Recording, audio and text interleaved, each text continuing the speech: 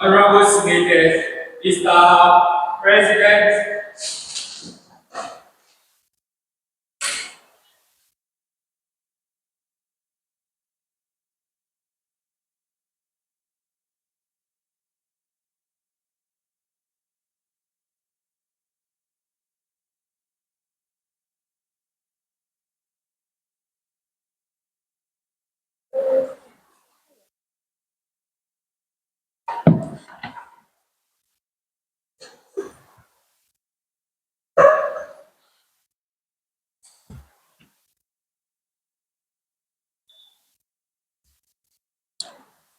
Honorable Senators, prayers. Almighty God, we humbly beseech Thee to look with favor upon this Youth Impact Parliament. Grant that it may perform its high duty as in Thy sight. Give divine guidance to the Executive Director of Youth Impact Movement.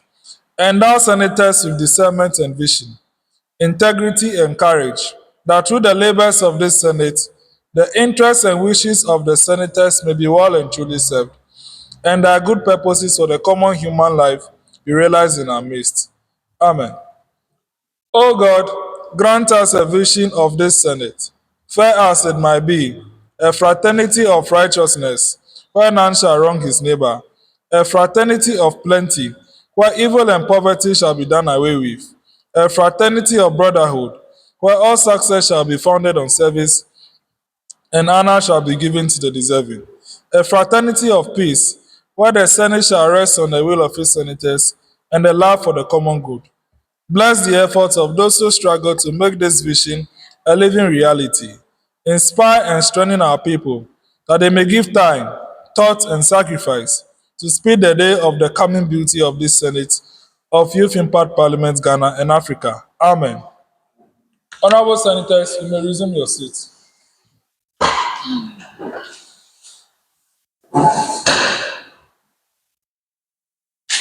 Santina.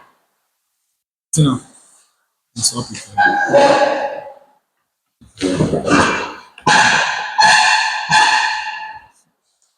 Honorable Senators, I welcome you to the third sitting of the first Senate, scheduled today, Sunday, 20th of July, 2025. We'll proceed to item 2 on the order paper, communication from founders. Dear Senators of Youth Impact Parliament, it is with great pride and a deep sense of responsibility that we address this chamber today. As we gather here for the third sitting of this first Senate, we remind you of the transformative vision upon which Youth Impact Parliament Ghana was founded. A vision that demands bold and systematic reforms in governance. Honorable Senators, the motion before you today, which reads that the YIP Senate resolves that parliamentarians of the Republic of Ghana should be limited by law to legislative functions only, whilst the executive officers shall be allowed to handle developmental projects in their constituencies. This motion is not merely a procedural matter. It is a philosophical stand against the blurred lines of accountability that have long plagued our political system.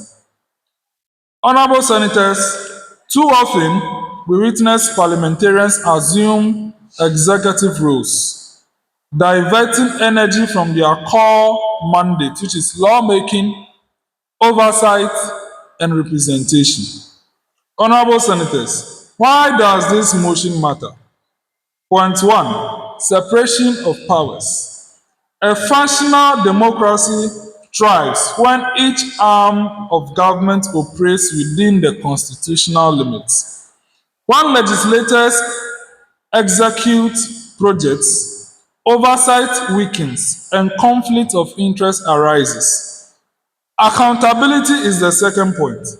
By restricting members of parliament to legislation, we empower citizens to rather demand results from the right offices, which are the MMDCs, holding the executives to account and not the lawmakers to account when they come for elections due to infrastructure delays. The third point is youth advocacy.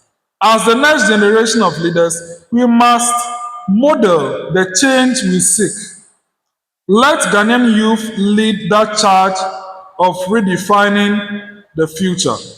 Let us set a precedent that echoes beyond this chamber. I thank you.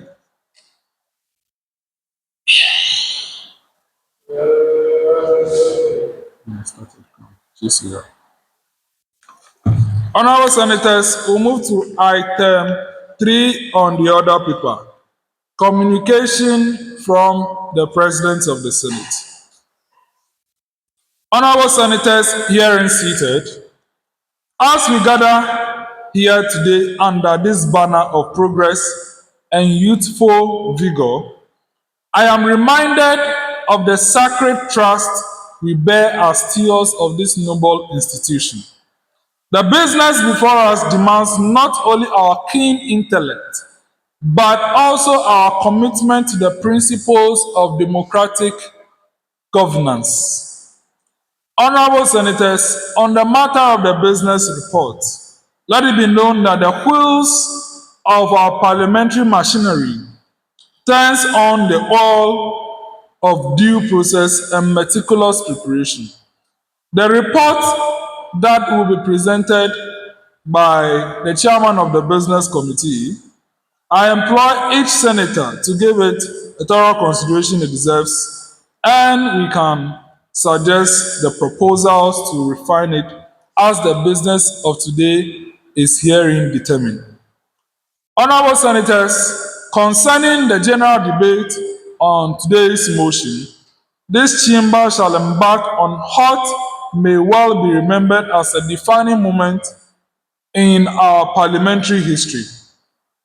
The motion before us touches upon the very essence of representation or representative democracy. As we prepare to debate, let us do so with both passion and prudence. With both passion and prudence. To the mover of the motion, I say this: the floor is yours to make your case with conviction. To those who will follow the debate, I urge you to listen as intensity or listen meticulously before you speak. For wisdom often comes from the unexpected quarters. Let us proceed with dignity as this honorable Senate chamber deserves. So may it be. Thank you. Honorable Senators, we'll move to item 4 on today's order paper. That will be introduction of senators present. We'll start from the minority side. Masha, please give them the microphone.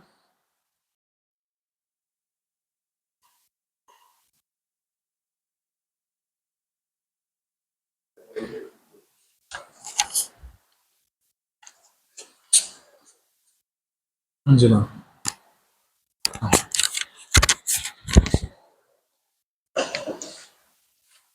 Thank you.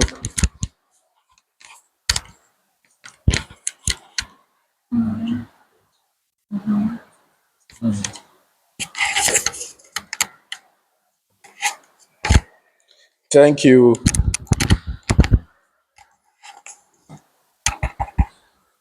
Yes.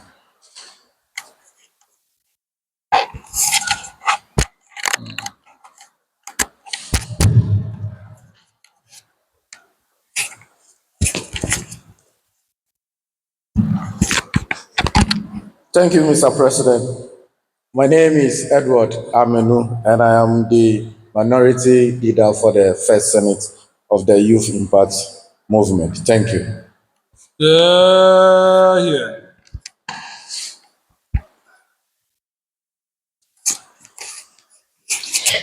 Thank you, Mr. President. I'm Dion Kwafing, a member of the minority. Yeah, yeah.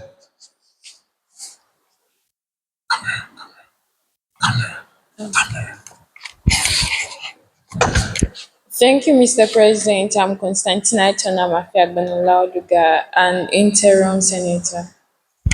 Yeah, yeah. Thank you, Mr. President. My name is Unugwe Orlando. I'm an interim MP.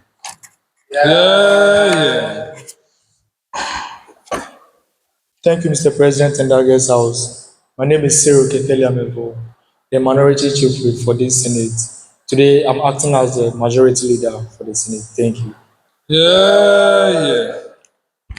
Let's let the marshal and the clerks also introduce themselves. Thank you, Mr. President. My name is Esemenu Moses, and I am the Marshal for the First Senate. Yeah, yeah. Thank you, Mr. President. I'm Atiwi Angela. I'm the assistant clerk for the Senate. But then today I am in for the clerk of the Senate. Yeah, yeah. Thank you, Mr. Speaker. I'm Rebecca Nkupton, Acting Deputy Clerk for the sitting. Thank you. I am Jones Amegashie-Viglo, the President of this Honorable Senate. Once again, I welcome you all to today's session. We'll move to item 5 on the order paper, Business Committee Report, and that will be done by the Majority Chief Whip acting as the leader of the House. Thank you. Thank you, Mr. President and August House, for the opportunity to present today's business report to this August Senate. As it goes, the first thing on the business report is the opening prayer, which you've already performed already. The communication from founders also been done already. Communication from president also been done. Official introduction of senators present also been done. The 5 business committee reports, which currently is underway, presented by me. Then we move to questions, petitions, and suggestions. Then we move to the motion for today, which I read. YIP Senate resolves that parliamentarians should be limited by the law just to legislate, whereas executive officers do the developmental project in their constituencies. Also, then we have ad hoc ethic committee report, second committee on selection report, then we'll draw everything close to the adjournment for the 4th sitting. Thank you. Yeah, yeah. Thank you very much.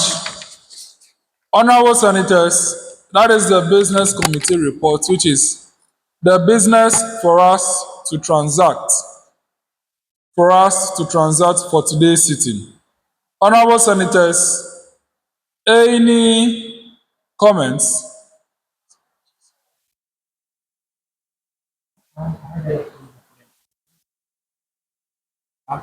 In the absence of any comments, I declare the Business Committee report as presented as business to be transacted for the 3rd sitting of the first session of the First Senate of Youth Impact Parliament, Ghana.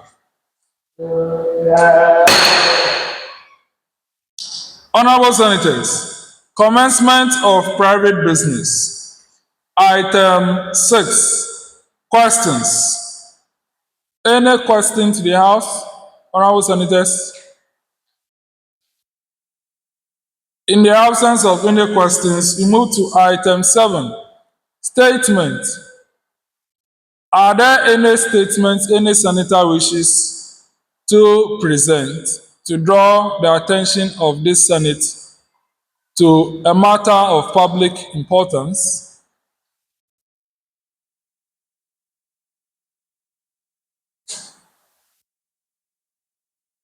In the absence of any statement, we'll move to item 8, petition. Petitions. Are there any petitions that any senator wishes to file for parliamentary, how do you call it? Intervention, for a parliamentary intervention?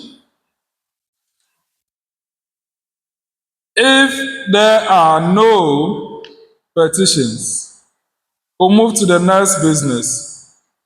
Acting Deputy President to take the chair.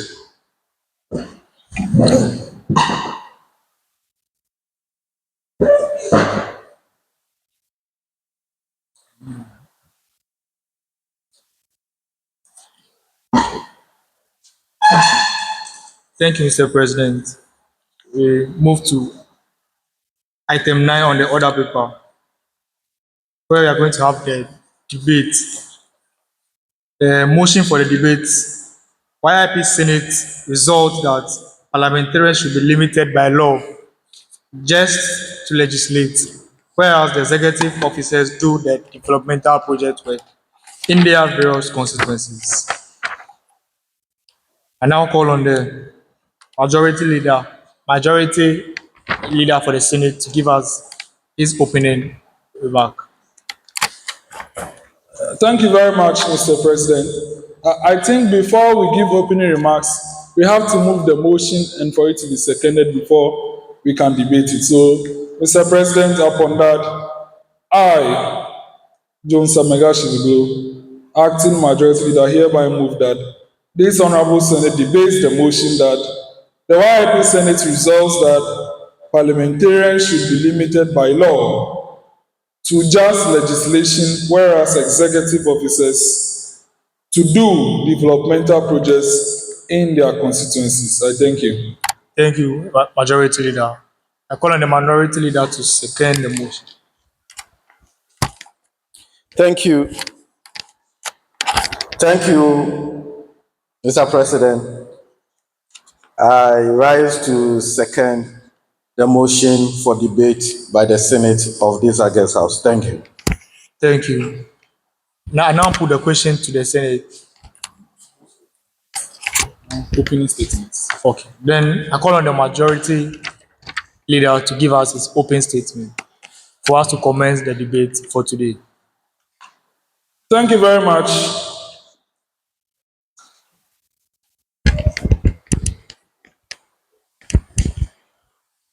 Thank you very much, Mr. President, for this opportunity. Mr. President, this motion is one that is, I don't know whether to say it is within the heart or I just don't have any expression to give. But Mr. President, this motion does within the heart of our democracy and with the youth. This motion which reads out that parliamentarians who are the lawmakers be restricted by their own law to just legislative duties is a matter that is even dear to their own heart, but they don't know how to say it. Mr. President, our members of parliament, what are their core functions? Mr. President, members of parliament are number one, elected representatives of their constituents in parliament. How do they do? Per the law, members of parliament deliberate on floor of parliament. They are put into committees to think and refine our laws for those laws to be passed.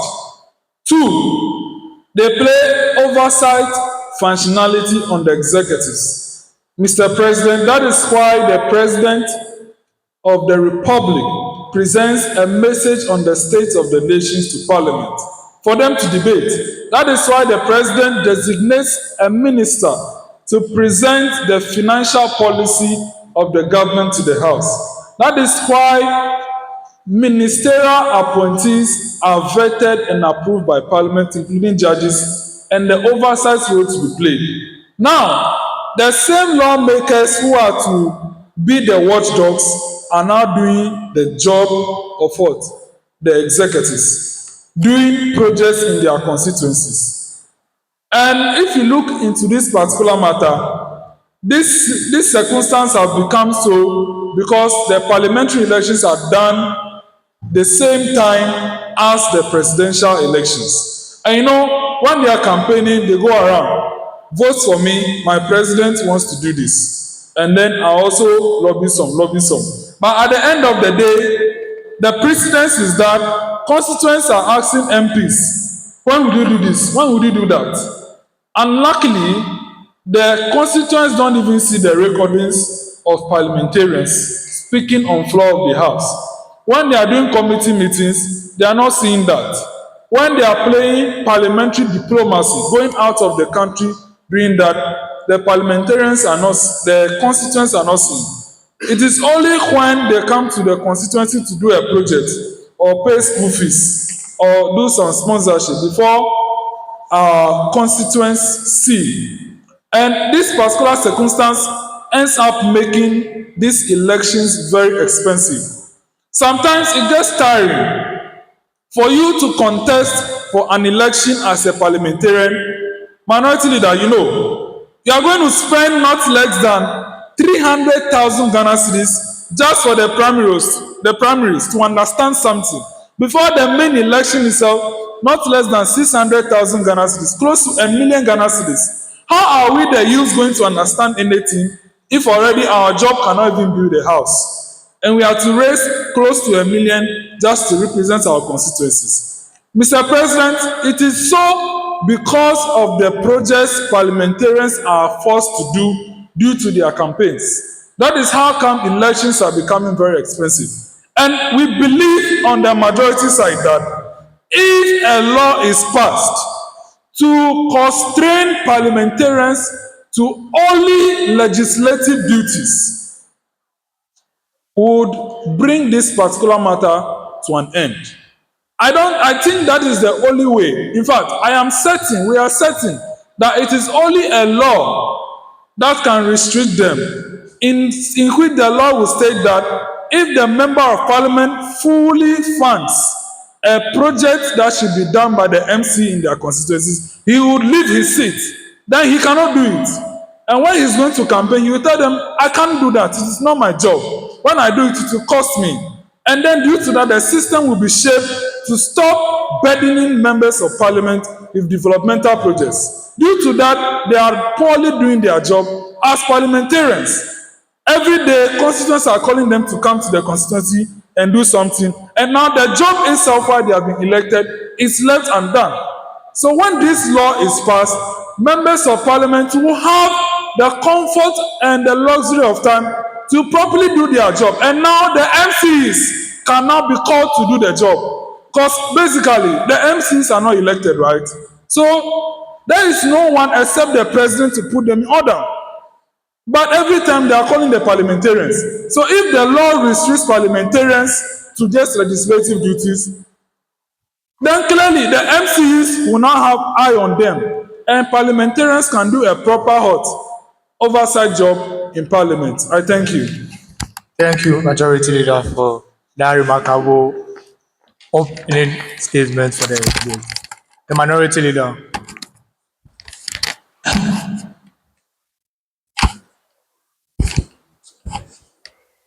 Mr. President, and the August House.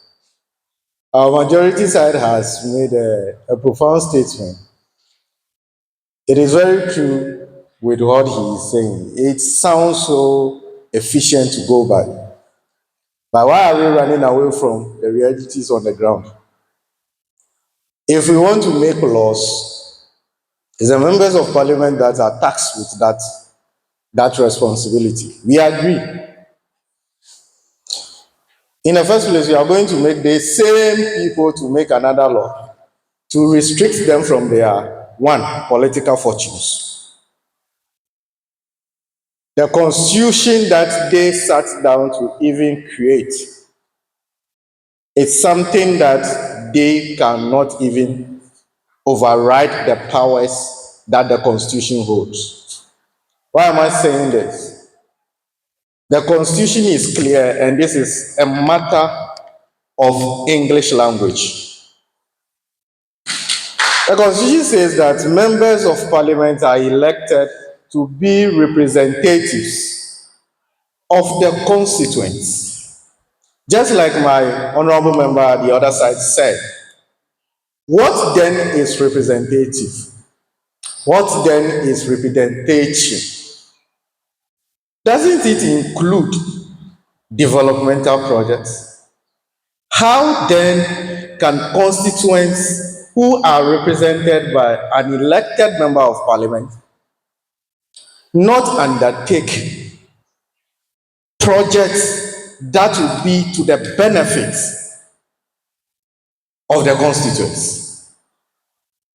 We are only running away from the realities that the political and the socio-economical terrain of the country right now, Ghana, demands that we have a hybrid system.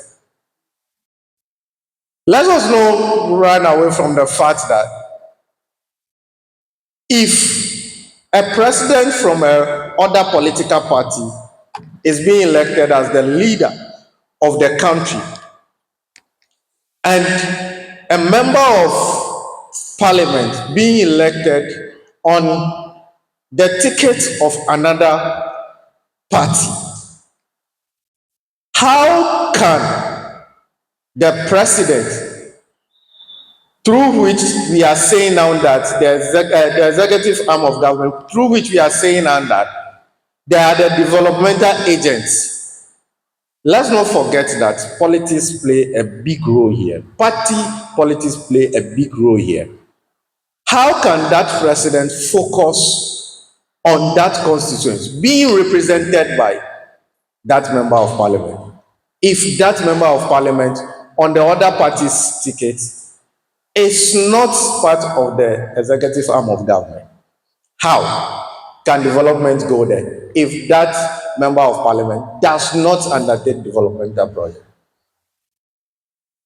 Mr. President, this issue, we only have to adapt our system to the hybrid level. Accessibility of these representatives is key. Mr. President, and my honorable majority leader will agree that members of parliament are the most accessible people to the constituents. This is because they really understand the terrain, and because they go around campaigning, they know the problems of the constituents. And therefore, it is not only law that they are supposed to make that will champion or better the lives of these constituents. It is part of their duty as representatives to lobby projects and undertake projects in their constituents to the betterment of their constituents. The MMDCEs that are politically appointed, what if it is not their strongholds? How can development get to these people if the constituents don't hold their members of parliament in the house and lobby for these developmental projects? We cannot run away from the system we have created for ourselves. It is going to be difficult for us to come back here and say that we should just limit members of parliament to just do laws. First of all, who are they going to do the laws for? The constituents. And if the constituents have access to these people because of their nearness and going back to the constituent to solicit their votes, to whom much is given, much is expected. Mr. President, before I take my seat, MMDCs are appointed by the president. They form part of the executive arm of government. how many MMDCs goes to the hinterlands as far as the MPs we elected can go? How many of these MMDCs do the constituents even know about? How well do they know them? They were not elected. I did not put them in that office. So I cannot hold them accountable for certain things that are not going on in my constituencies. But for these MPs, they solicited for my vote and they are supposed to represent me to better my life. So it is very paramount for them to undertake projects that will befit the constituents and the constituency as a whole. Mr. President, I vehemently disagree that we should limit the MPs to just lawmaking or legislation. I thank you so much for the opportunity. Thank you so much, the Minority Leader of the Senate. To the senators, the way has been paved for the debate to commence. Mr. President, I thank you very much. Mr. President, my Majority colleague on Leader. the other side. Majority Leader, please, I'm not done with what I'm coming to say. My apologies, Mr. President. So the pace has been set. So now to the senators, let's judge all diligently, with facts, with figures. Let's not go wayward. Let's not lie about things. Because this is a house of record keepings. So we now proceed. Majority Leader. Thank you very much, Mr. President. I thank you for your kind words. Mr. President, my colleague on the other side knows the reality. He has been speaking about the fact that the MP is the most accessible. Mr. President, I agree. No problem. The MP is the most accessible. Mr. President, allow me to ask a rhetorical question to the minority leader.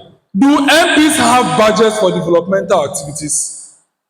Do MPs have budgets for developmental activities? A big no. The MMDCs already generate funds in their districts. Government remits funds to them. As representative of the president, as an MMDC, it is your job to perform and do all projects that are assigned to that district. They don't get to do it. I think the MMDCs have a responsibility to also make themselves as accessible as the MPs. They might not be elected, though, but as a serious MMDC, right after your appointment, after approval by the assembly, you should try and go through all the areas, work with the MPs to know where development has to persist. And then from there, you take up that duty of development. The MPs don't have budgetary allocation for development. This is what is making it very difficult for them. Because when they get to parliament, instead of doing their job, Mr. President, they are searching for money to do development. Which is not even part of their job per the constitution. I agree, Mr. President. They are to lobby for projects, but not to do the project itself. Lobbying for projects is to say what? Go to Minister of Road. This road in my constituency, I need it done. Please do it for me. But as to going there to do it, adding money, no. It's a distraction to your job. You see, we have over 100 acts passed, but over 1,000 acts passed, but over 2,000 to 3,000 bills laid in Parliament. Some of them have been in Parliament for more than 10 years, not passed. What is going on? They have already a load in Parliament they are not able to do. Now they are going to their constituencies to do projects there. The job itself that they have been elected for is left undone. They are doing developmental projects in their constituencies. Why? It is because of this particular issue. When that law is passed, they will have time for the job and do the job very well. This thing is taking their attention from the actual job, making it relevant for a second chamber to ensure that the first chamber does a good job well. See, sometimes it becomes so tiring as a member of parliament. The financial demand on them is too much because the MMDCs are not taking responsibility. If the law restricts them, people will not chase the MPs again. Minority Leader, if the law restricts them, the constituents themselves will know who to go to. They will go to the MMDCs. But because there is no law, they feel, oh, you are the most accessible. It is your doorstep that will come to. And it becomes too much of a burden. MPs cannot sleep anymore because the law comes, 200 pages. You read page 5 now, oh, this constituency has called. Oh, MP, when are you doing this road?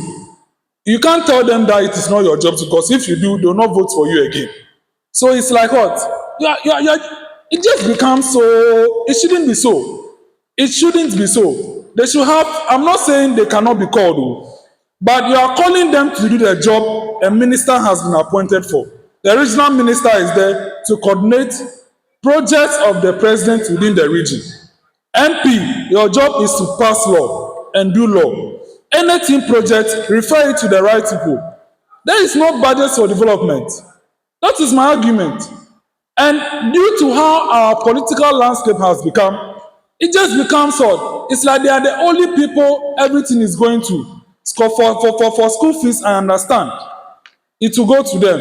But issue of MP, come and build hostel at my school. MP, when are you doing the road? All those kind of questions should go to the MMDCs, should go to the regional minister, should go to Minister of Road, Minister of Works and Housing. The president himself, it should go to him so that members of parliament can have time for their job. So many statements, questions, and bills are in parliament untouched.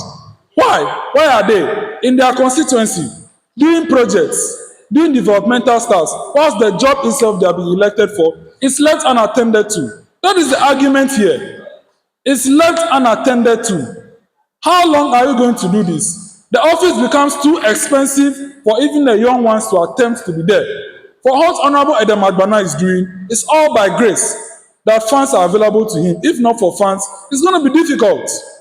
So the argument is that it is only law. The pressure should come to force Parliament to pass the law, to restrict them to just legislative duties, and then the MMBCs will now have something to do. Until that is done, the MMBCs, there is no pressure on them. The constituents do not mount a pressure on them. That is my point here. Thank you very much. Thank you, Majority Leader. The Minority Leader. Just like I said, Mr. President, everything my colleague at the majority side is saying sounds so efficient to carry out. But let's not run away from reality. It was Manasseh Azuri who said in his book, The Fourth John, that every president or leader elected, the next thing for the party is to consider winning the next elections. We cannot, in this house, pretend not to know that MPs, the fortunes of MPs or the president is largely dependent on the MPs. The fortune of the president to win political fortune, to win an election in this country is largely dependent on the MPs. How can these MPs, by extension, the president, be held accountable if these MPs don't undertake projects in their constituencies? How? What is the representative of the constituencies at the assembly level? That should tell us that we have a very weak local government system. A very weak one, of course. Because I can tell you on authority and on fact that the MPs go to the lowest level, the grassroots level, to campaign to these people. And the presidents over the years have identified that, look, let's try to put this bureaucracy aside. Let's get the work going. I will use the MPs as agents for development. It is not the will of the MPs in the first place. It might not be the will of them, but you as that MP, just make that law to restrict you today. How will you go back to those same constituents to solicit for their votes? How? How can we hold you accountable that what you are telling us are not just words? Because we are in this country, we have seen many of MPs at the back bench not making even a comment till they exit their offices. Mr. President, let's be real with ourselves. You are talking about funding for these MPs. Let's be real. Between the MC and a member of parliament, who is more accessible to the president? Who? MMDC as appointed by the president. Fine. But in their various constituencies or their various districts, compare them to an MP who is more accessible to the president, who then becomes the developmental change maker in those constituencies, if not those MPs. It is very sad that we have a very weak local government system in this country. But you cannot blame the MPs, and you cannot, by extension, blame the constituents for demanding accountability, for demanding their fair share of the national cake through the MPs. Mr. President, we were in this country. Let me use the whole municipal assembly for example. In fact, even me as a constituent of this place, I was only privy to know the MC,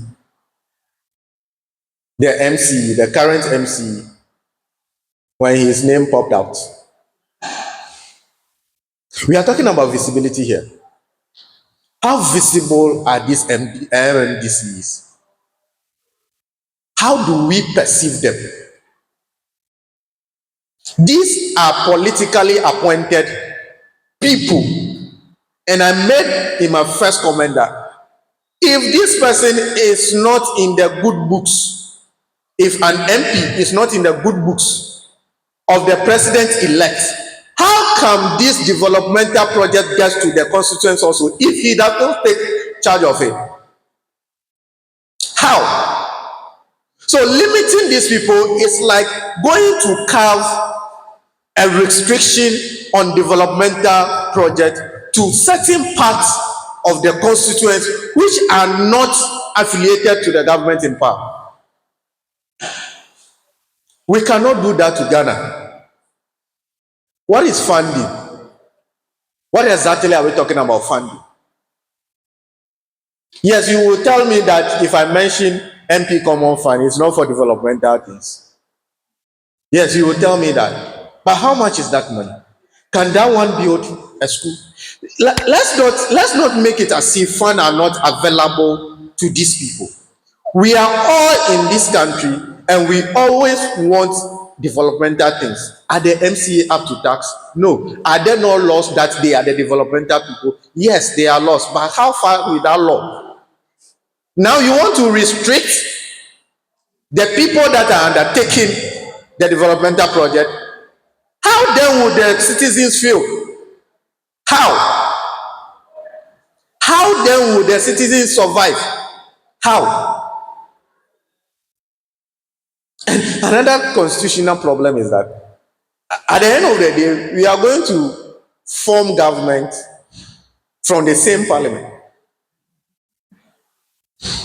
If they are not developmental people, why are we going in for MPs again to be the same developmental people at the ministry level? Why?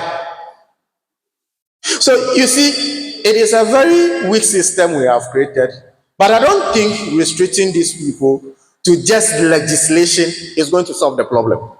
It is going to worsen the living conditions of constituents in the various constituencies that we have in this country. The argument here is that how can we make it better? If you cannot take it from them, can there be a budget allocation? Let's be thinking about that one. Rather than telling us that the MMDC is also doing their work. They are doing their work. But does it get to the ordinary Ghanaian? No. The MMC's office is where? How many times did these DCs and MCs go down to the grassroots to have one-on-one conversation with them to understand their plights? If this country can adopt the hybrid system and allocate budgets, allocate funds for MPs to do what they have to do, I think it will be better for us now that to restrict them to just lawmaking. How many laws haven't we made in this country? Jokingly, we will say that the only law that is respected in this country is that female public toilet. The female should go to the female, the male should go to the female. I thank you so much, Mr. Speaker. Thank you so much, the minority leader. Honorable Constantina. Thank you, Mr. President. I would like to start by quoting what my colleague said earlier on. He said, to whom much is given, much is expected. So if we are electing our MPs and we expect them to do much, do they think the president don't expect the MMDCs to also do much since he's giving them much? Our constitution already separates the legislative and the executive duties. We know the MPs are lawmakers, they are not implementers. That is their role. But what we see now is because they are soliciting for our votes, the old people. So what can I say to get the person's vote? It's a mistake, and he already said our system is already weak. So what can we do to improve that system? Let us educate our people that the role of the MP is to make law. So when it comes to you asking, telling you that when you vote for me, I'll bring you 1 bag of rice, just an example, I'll bring you 1 bag of rice every month. Ask him, where are you getting the money from? And would that 1 bag of rice be okay with me till your tenure ends? So we, the citizens, also, we need to question our MPs when they come to us that we vote for me because when I come into power, I am doing this and that. I am still on separation of powers because it builds strong system. That is what our constitution is trying to do. When the separation of powers is there, sorry, I'm cutting myself. It ends the inefficiency we see, power struggles and all of those things, because we expect, or we the citizens, we expect our MPs to also provide for us. Then they get confused. It brings the confusion among the MPs, because if we are expecting the MP to be in the Parliament of Ghana 24/7 and at the same time building our roads, he will get confused. What should I do at a moment? Where should I be at a particular timing? So, Mr. President, for now, I just want to state this, that if to whom much is expected, much is given, let us clearly know the roles of the people we are looking for. The MP is a lawmaker, so we expect him to make more laws, more efficient laws.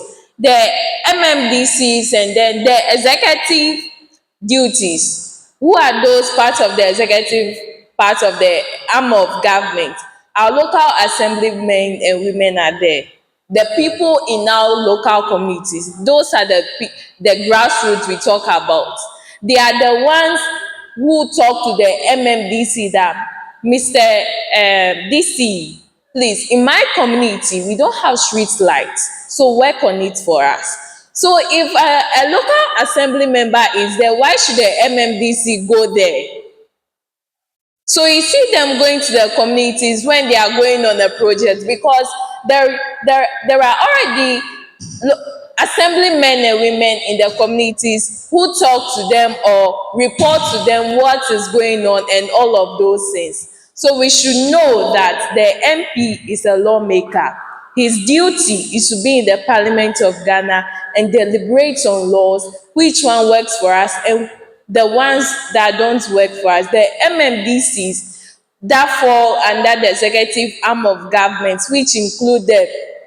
And then, Mr. President, do you know one mistake? I think our law should also work on this. The problem is also because the same people we are voting for to represent us in the parliament are the same people appointed to be ministers of state, which fall under the executive arm of government. So there is confusion. So if we really want to implement this, then there should be different. If you're an MP, there's no way you can be a minister of roads and sanitation. Because if something is going on, like my community where the roads are not good, you go to the minister.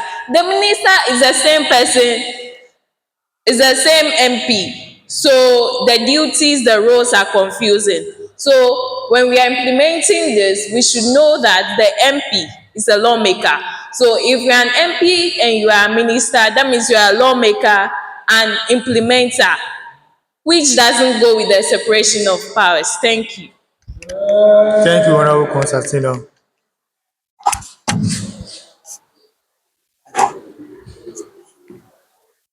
Honorable Minority Leader. Mr. Speaker, you see, Mr. President. sorry, Mr. President, I love the angle at which our honorable senator came from. We cannot, under any circumstance, trying to bring down the system we ourselves have created. We become double standard people.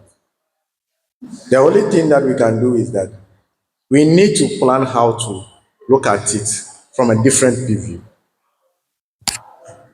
This issue has been something that some of us have been looking forward to. Just like she said, you are telling us that we should limit the people, the same people,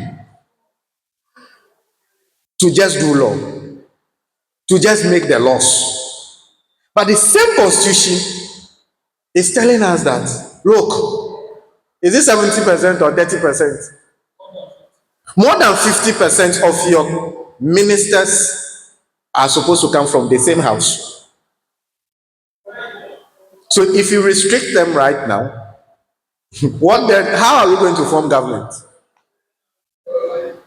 How do we form government? Yes. So instead of, we are also looking at the financial burden to put on the coffers of the country. And that was why the framers of the constitution thought it that let's use one person to play dual role. Is that not the reason why? So the minister's salary is not that different from if you are a member of parliament and you are the same minister. It's just that maybe you have you are the head of, but definitely most of your time you spend it in parliament. There is a primarily obligation and there is a secondary one. This is it.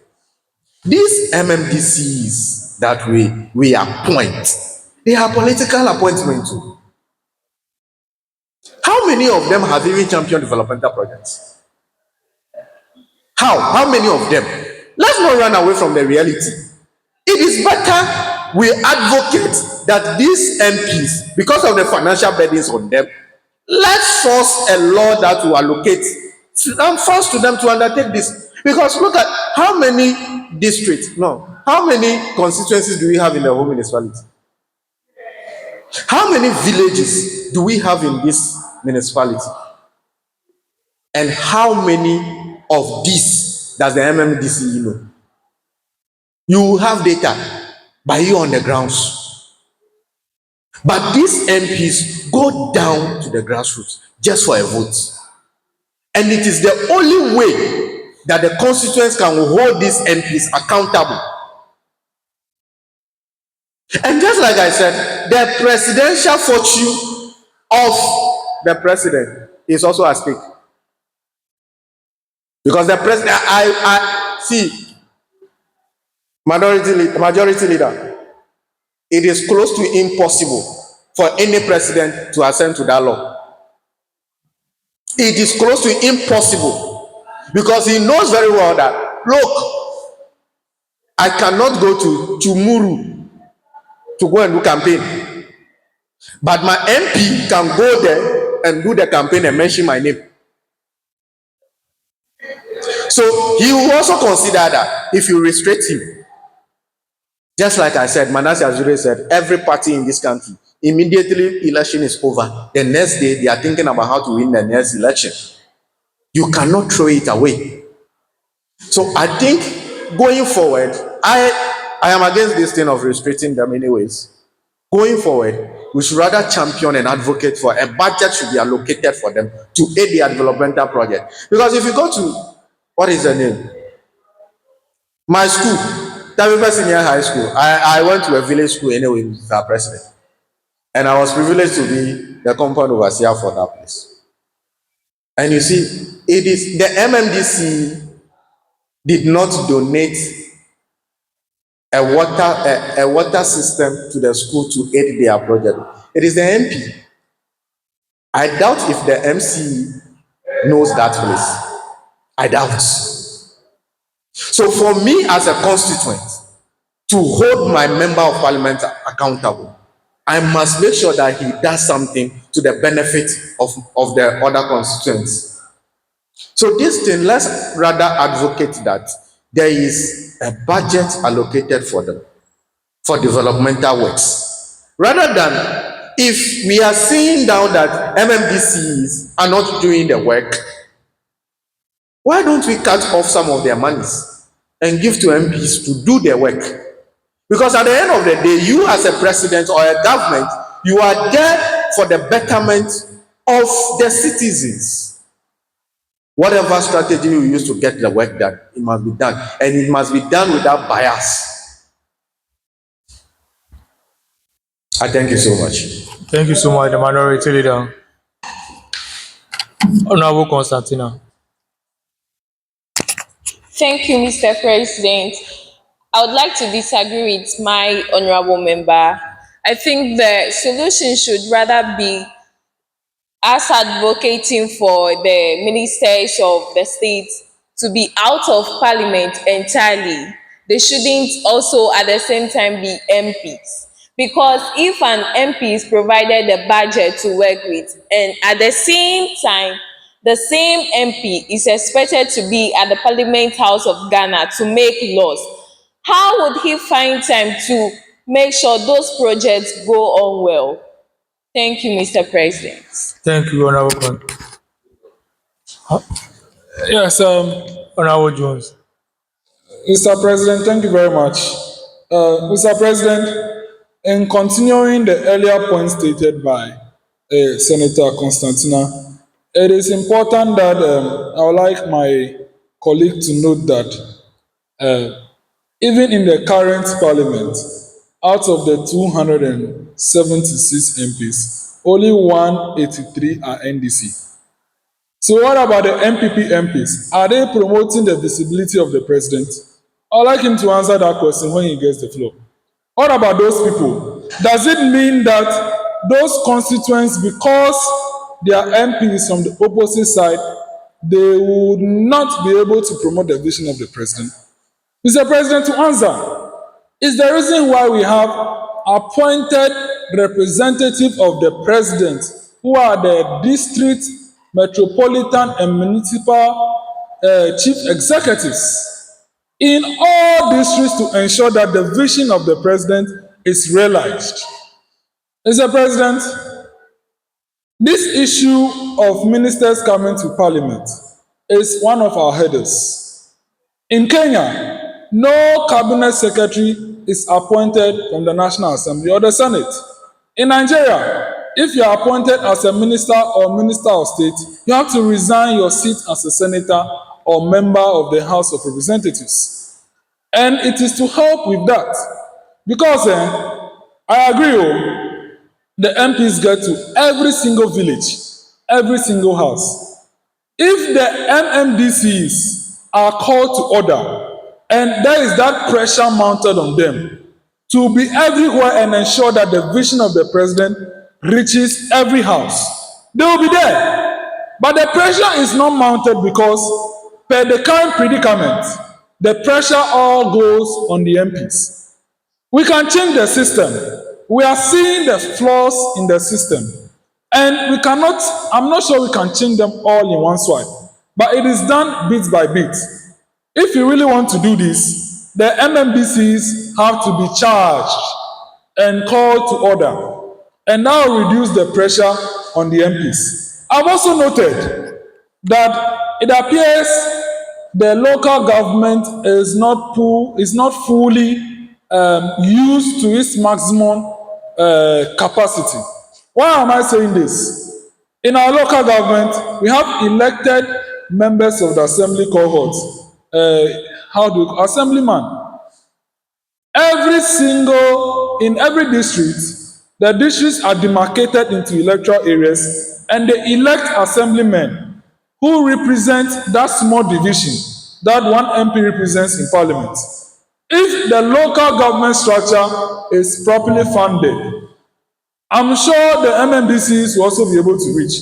The same way you argue that it is the MPs that extend the reach of the president, the elected assembly members can also extend the reach of the MMBCs. Why are they not using it? Is it because no one has drew their attention to it, or there is no pressure? I think it is because there is no pressure mounted on them. All the pressures are going on the MP. If we mount pressure on the MMBCs, use the elected assemblymen to know the issues, get money, go to national government for money and solve the issues. The MPs can give you the issue and then you solve it for us so that our MP can have time to pass laws for us. The problem will be solved. Perhaps the law might not exactly solve the issue, because I've seen clearly that ministers appointed as MPs appointed as ministers follows this particular law. If this law has to work, then that particular article ought to cease. To be frank with you, I agree to that. But however, we can still do this very well. The local government system is underutilized when it comes to development. Every time, even the MMDCs are calling on MPs. Why? The MMDCs, who are the mandated development officers in the district, are calling on MPs. Is it like they don't know their duty? Do they need an orientation? Or is it that the money is not there? The MP who doesn't have not even a CD for development, everyone is looking up to him. The DCEs who have a grand budget approved by the assemblies, grants coming from what? National government, are not able to do the things. Or is it like we are not seeing? Maybe someone should tell us. If they are doing the job and we are not seeing, someone should tell us. Because it appears all the pressures are going on the MP. Sometimes you go to the MP's office, the numerous number of letters over there, the MC office, I'm sure it's just maybe 2 or 5%. The letters at MP's office as compared to letters at MC's office. MP's own times 10 of what is at MC's office. Why? Perhaps it is the pressure that is not mounted. Perhaps it is the pressure. And we are underutilizing our local government structure. Perhaps we should look at that too. Because, see, when you hear what your MPs are saying, like if you go close to them, actually, the pressure is too much. Sometimes they even regret contesting for the seat. Because Parliament is calling, party is calling, constituents are calling. Constituents, instead of calling, MP, which law was passed? Educate us. What do we do? We have this, add it. Do you know what they are saying? MP, you want building, oh, when are you coming to build this for us? Dormitory, that place. They are only talking about development. I agree. They need to communicate to him for him to lobby. But they say it in the circumstance that MP should fund it from his pocket. That is the issue here. They say it on the perspective that MP should fund it from his pocket. Whilst he has zero budget for that. That is my argument. And it is becoming tiring to our MPs. If you are close to them, you know. Thank you. Thank you, Majority Leader. But it's looking like we are only limiting the work of the MP to only the legislative work. Looking at their role, they have an oversight responsibility as well as an MP. So in our debate, let's also inculcate that it's like we are only focusing on their legislative work. They're only going to make law, but they have the right, the responsibility to look at the oversight, whatever the government does. Everything have to pass through them for them to. That's why they have committees that they work in.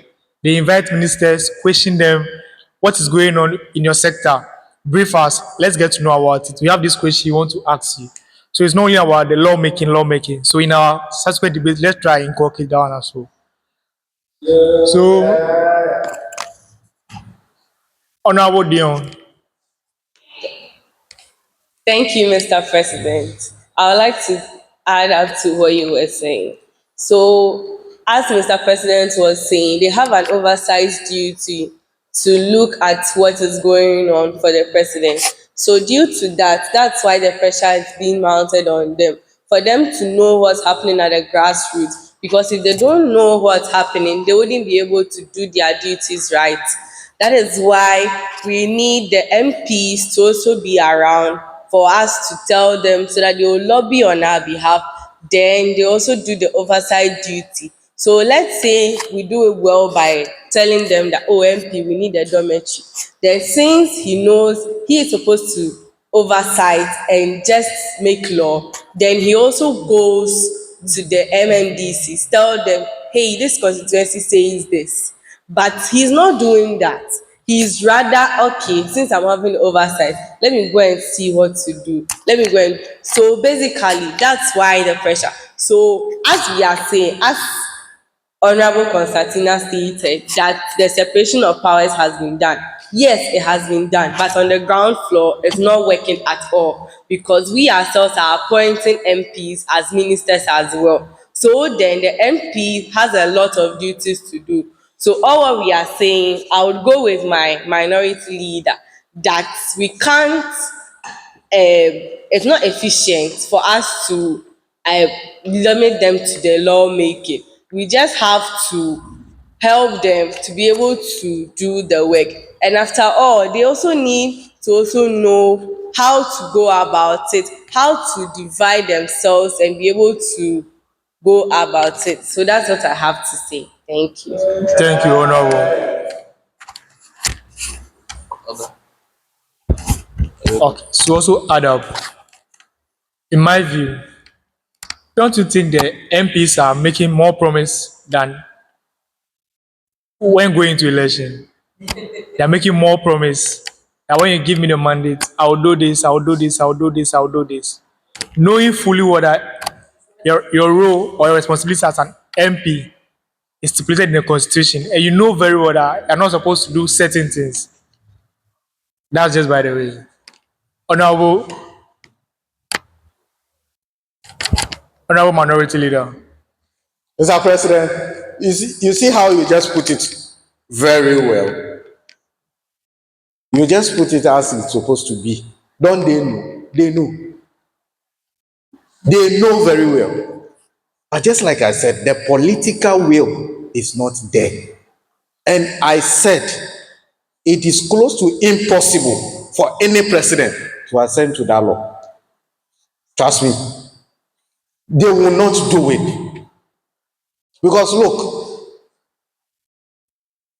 we need the power to do something. And every president is not aiming at 100%. No. No. You see how our majority leader just said that it's Avec, remove my phone. Remove my phone. it's 183 of the NDC people that are in parliament currently. Yes, that's all what the president needs to get it. Now he got through that through the promises that his representatives on the election or ballot papers did for him on the grounds. Now, if we have given you our power, our votes to make our life better, you are now trying to restrict yourself to just lawmaking. For what? What law?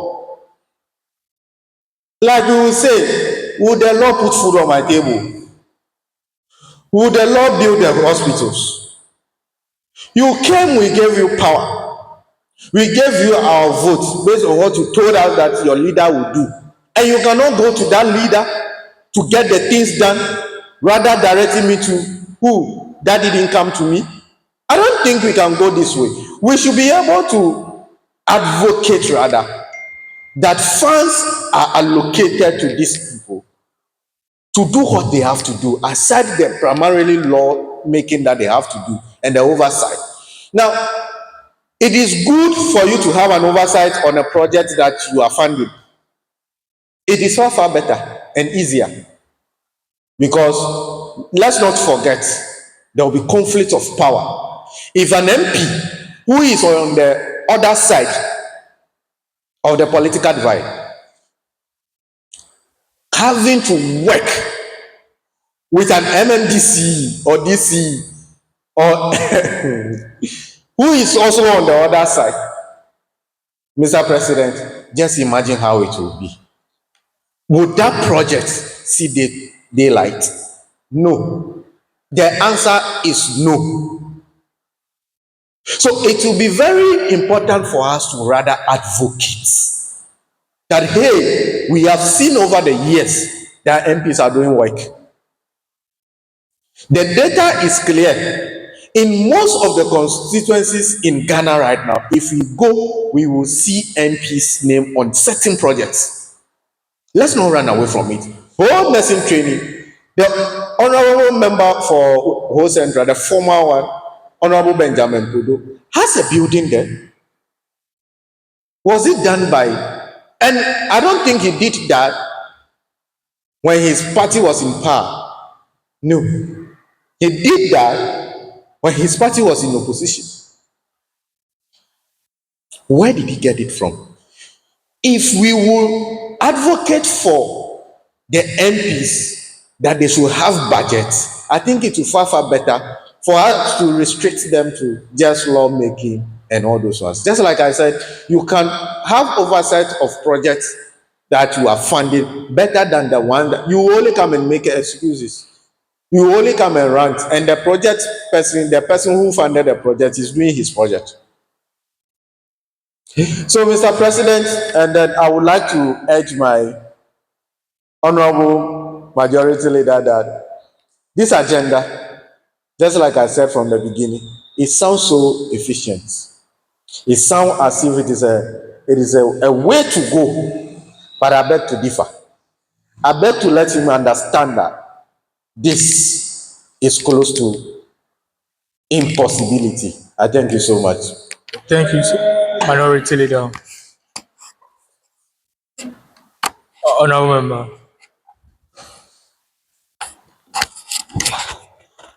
Thank you, Mr. President. My name is Kunugbe Orlando, an interim MP. Just as, I also want to have some brief statement on the debate on floor. I think we should blame the member of parliament more for the lies that they come to tell us in our various constituency, because it's alarming. It's quite time maybe they will come with good words and later we won't see anything. The broad daylight, we won't see anything. It seems like they are thieves coming to loot us. Because looking at certain, like I hail from a constituency, Ketu South constituency. Looking at my constituency, you see that the MP there comes and say a lot, but we are not seeing anything. And as my fellow colleague here says, the separation of powers should be implemented, and that channel of communication from the MP to the MCs to the assembly members to the unity committees should be implemented. They should know their various jobs and what they are assigned to do. So I think the much blame should be on the MPs. And let me. No, Majority Leader. Mr. President, my colleague has even given me more energy on why I think this thing is relevant. You see, Now he wants to blame the MP for none of the things being done, whilst the MP is not a development officer. And you can't blame him. Oh. Like the entire thing is like, it's more like an up down. It's like this tennis ball something. One person beats it, it comes back. The constituents beats it to the MP beats it back. It's something like that, in the sense that the MP comes and says, my president says when you vote for him, you do a project in your constituency. Due to that, vote for me too, so that I can get into. But how the constituents here is that vote for me and I'll do the project. The constituents don't hear that vote for me and my president and I'll make my president do it. All they hear is that vote for me and I'll do the thing. So when the thing is not happening, they'll not blame the president. Straight, they'll blame the MP that nothing is happening in the constituency. But you see, the issue with that is that the MP, first of all, is a legislator. If you want to see his job being done, you inspect from parliament, not from the constituency. The constituents are going around, what has the MP done in the constituents? Whilst they are not checking, what did our MP say on plenary, in plenary? What did our MP say during her committee meetings? Madam, Mr. President, may I highlight this particular issue that happened in Igo Pram Pram? When the Honorable Sam George, during the tenure of President Nando, when he was advocating and doing legislation for the anti-LGBTQ bill, his constituents came around asking that, is that part of his job? They expect him to be doing projects in the constituency. I was like, come on, the man is doing the actual job you have elected him to. But the constituents, out of whether they don't have knowledge of the fact that that is his job, or the entire education has been turned all around and expectation is also all around. We're asking, why is he doing anti-LGBT whilst there's no water in the constituency, expecting him to foot that bill? And you see, the matter he's bringing, I understand. Like the closest person the constituents can get to is the MPs. And due to that, I think the MPs, basically, yours is to lobby that the job is done. But sometimes it is difficult. It doesn't look as easy as it looks. Okay, it doesn't look as easy as it looks. But when they are doing their job, actually, the constituency votes them out. They are like, I'm not seeing anything in the constituency. Oh. I'm not seeing anything in the constituency. That is the issue. That is actually the problem that this motion is trying to annihilate. Because they are expecting projects in the constituency. They are not looking at the achievements of the MP in parliament. When the MP comes, they don't ask the MP, how many bills have you spoken to? How many questions have you asked in parliament? What are the matters and decisions taken in parliament? How did you speak for us? They don't ask those questions. The questions they ask is rather, what have you done in the constituency? Which projects have you done? Which borehole have you done? Those are the questions constituents are rather asking. And that is the confusion Senator Constantina is talking about. It's like the expectation have to be addressed. The constituents, that is why NCCE is one of our problems. I don't know whether it is me, but they appear to not be making that significance and relevant and mandate that they have been given to. It is the duty of the NCCE to educate constituents in every region, to let them know that, first of all, your MP is not in charge of development. You cannot be expecting the MP to be doing the job the NMCDC are supposed to do. I don't know whether it is because they are not funded. I just don't know. But the NCCE appear to be rather dormant. If you ask them, they'll tell you money no day. But come on, we are in a digital world. We are in a digital world, for Christ's sake. Can't they harness that particular technology? And now when you go to the constituency, they're asking MP, when are you coming to do this building? When are you doing that road? They're not asking, which law have you spoken to? How many bills have you passed? I've been following the National Assembly of Nigeria. The MPs are always projected. Anytime they foot a particular bill or they are the sponsors of a bill, that achievement is being broadcast for their constituents to know that yes, it is your MP that is the proponent of this particular bill. But they scarcely see it. It's like our MPs themselves don't even go to tell their people that I'm the one who sponsored this bill. I'm the one who asked this question. They rather come, I'm doing this project, I'm doing that project. And this particular cyclical confusion is making the situation worse. And you can't blame them too, because if you don't do it, they'll vote you out. They'll vote you out. The first solution to this is education. Although ignorance before the law is no excuse, sometimes equity will have to be looked at. So NCCE should be called to order. First of all, when the constituents are informed that yes, we understand your MP campaign on this, but all he meant was that his president will do it. That is what he meant. Not that what the MP himself, who has zero funding for developmental projects, will come and fund that from his pocket. That is why what I don't want to talk about this one. Thank you very much. Thank you, Minority Leader. Minority Leader. Mr. President, I love the passion Majority Leader is attaching to this whole issue. This tells us that the youth are actually monitoring whatever is going on in the national discourse of this country. He has made a strong statement that I think is commendable, but still, I still stand against this matter. Last 2 years, His Excellency President Nana Addo Dankwa Akufo-Addo was the president of this country. And during his tenure, there was a tidal wave on the coastal belt of the Volta region. And he was to intervene as the president that the citizens has elected. I hope you know where I'm going to.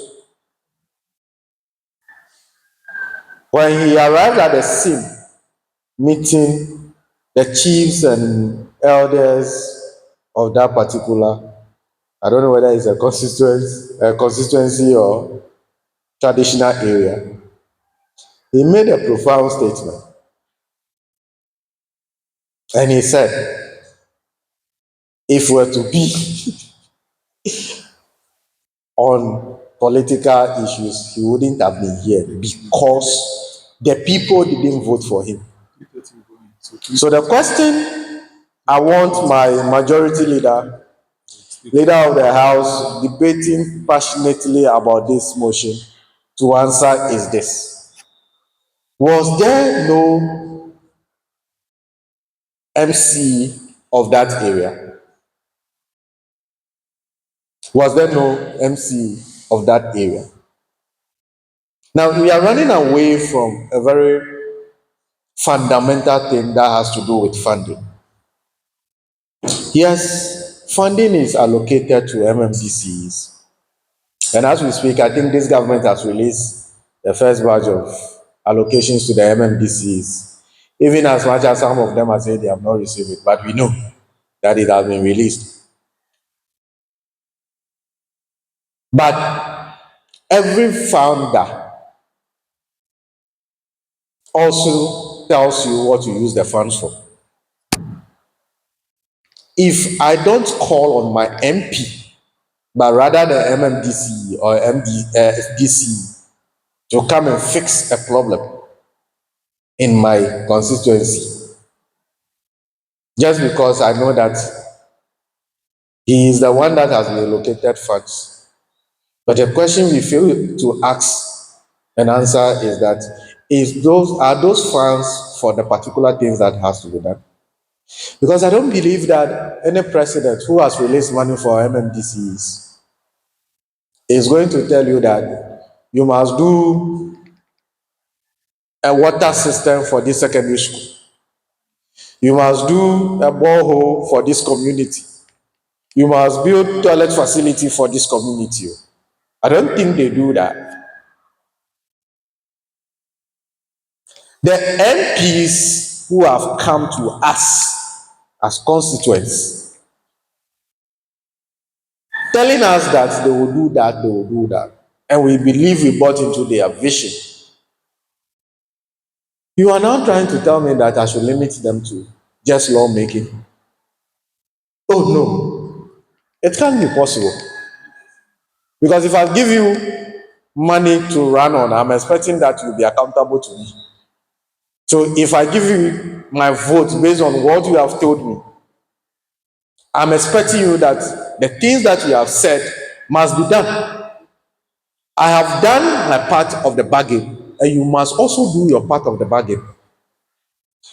And this thing, we are not looking at it from a broader perspective because we think that because funds have been allocated to the MMDCs, they are the only people that have to do developmental work. No, I disagree.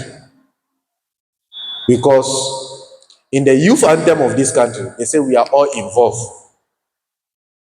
If an MP has access to power and has all the benefits that comes with that office, an MP, all the exposure that comes with that MPship, we should be able to allocate a fund for those people to also undertake developmental projects. Because definitely the MMDC cannot do it all, cannot serve us all. So limiting these MPs just to their primarily mandate of making laws, oversight, responsibilities, will be problematic to the system we have created. Except you want to go by the biblical analogy that we will bring down the whole system and raise it in 3 days, which I doubt. Which I doubt strongly. We have already caused a lot of havoc to the local government system. I agree with my majority leader saying that the NCC has to, it is the same fund that we are talking about. It is the same political will to embark on this agenda. Where we have reached in our political history, this was not what Kwame Nkrumah envisaged for, but here we are.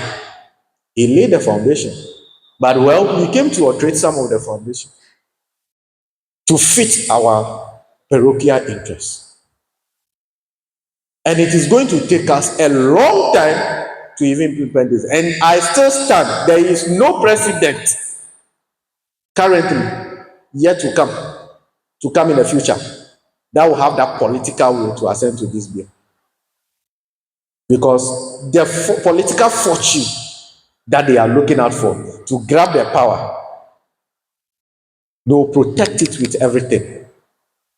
It is better for us that we advocate for allocations for developmental work to the MPs, because a lot of taxes have been collected here and there. I think we have introduced the D levy. Are we taking it, majority leader? Are we taking the D levy? Yes. Who are those who passed those laws? Were they not these MPs? They know, they read the bill, they understand the monies that will come from there. So if these people are helping us make money by passing laws, by passing levies, why don't we allocate some of these monies to their offices to undertake certain developmental projects? Why? But rather trying to limit them to lawmaking and oversight responsibility. Mr. President, I still stand against this motion. And in the face of being fair to my majority leader, I think we should rather use a better approach than limiting these honorable people to lawmaking. These people they are great people. They can handle it. They have been handling it. It comes with stress, just like the presidency comes with stress. Today you see President Mahama here. In the next minute you are seeing him there. In the next minute you are seeing him there. And currently, there is a trend, there is a voice on social media that is calling the Honorable First Deputy Speaker of Parliament that he has abandoned his constituents. Yes, but you go back there to campaign. On what? What exactly? What developmental issues or what difference have you brought to the constituent that you are coming to ask for their mandate again? What? In as much as we are trying to look at the expectation, we shouldn't take it completely out of the equation. They must also do something. Even members of Council of State are embarking on projects. How much more an MP that we have given you our votes? I thank you so much, Mr. President. Thank you so much, Honorable Minority Leader. The Majority Leader. Thank you very much, Mr. President. This debate, I must say, is even unveiling some of the rots in the system. I must say that my brother has even assisted me with some of my points, inciting the First Deputy Speaker as looking like he has abandoned. My brother, Honorable Senator, the job in Parliament needs 100% commitment. Mr. President, as First Deputy Speaker of the House, anytime the Speaker himself is not around, you are the one taking charge of the entire structure, the entire arm of Parliament. And anytime the Speaker, in fact, even when the Speaker is around, he has diplomatic missions to go and represent the Speaker at this mission, at this particular place for a conference, and on and on. It's going to be difficult for him to get the time as he had when he was in opposition to be going back to the constituency to do these developmental projects. Not only him, the Minister for Foreign Affairs, since the time that he has taken this job, he has to be flying to different countries to be performing foreign duties for Ghana. And it's going to be difficult for him to get the time to be in his constituency like how he was doing when he was in opposition. And you can't blame him. Mr. President, you cannot blame any of them because the job demands their time.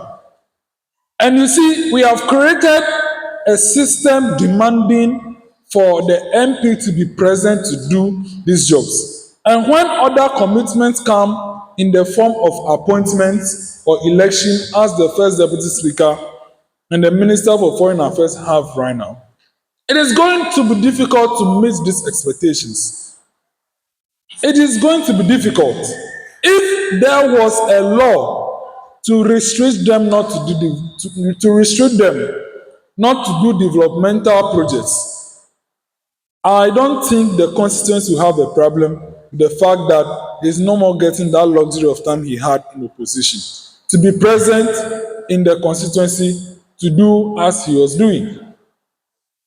Okay, the ministers who are MPs now have a new calling to look at a particular sector, which brings my second point. Everyone has their role to play. Mr. President, I want to reiterate it to the minority leader. Everyone have their role to play. You alone cannot do every job. Even in this house, I alone cannot do every job. Everyone have their role to play. The development officer is the president, ministers, MMDCs. Legislation, MPs, speaker. Adjudication of laws, justices.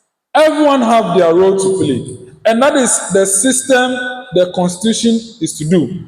The Constitution itself, as a matter of fact, has contradicted itself when it comes to separation of powers. You said that an MP should be in Parliament, play oversight role, make law for us, and hold the executive accountable. Now you, the same Constitution, the living document, now gives and even stipulates that more than half of ministers should come from Parliament. How? And you have created a problem. You have created this particular problem we are talking about. The same Constitution has created a problem. This same constitution has created a problem. How are you expecting the same MP? Already the job of an MP is loaded. You are on 3 committees. Committee on Finance. Bills are coming every time. Financial bills are coming. Money bills are coming. Loan agreements are coming. Finance committee is always sitting. Now that same member who is part of the finance committee is the deputy minister of finance. Every day he has to be at the ministry to look at these loan agreements to come to parliament. And then all these things, being a minister alone is a full-time job. I don't see why we have combined it. Being a minister alone is a full-time job.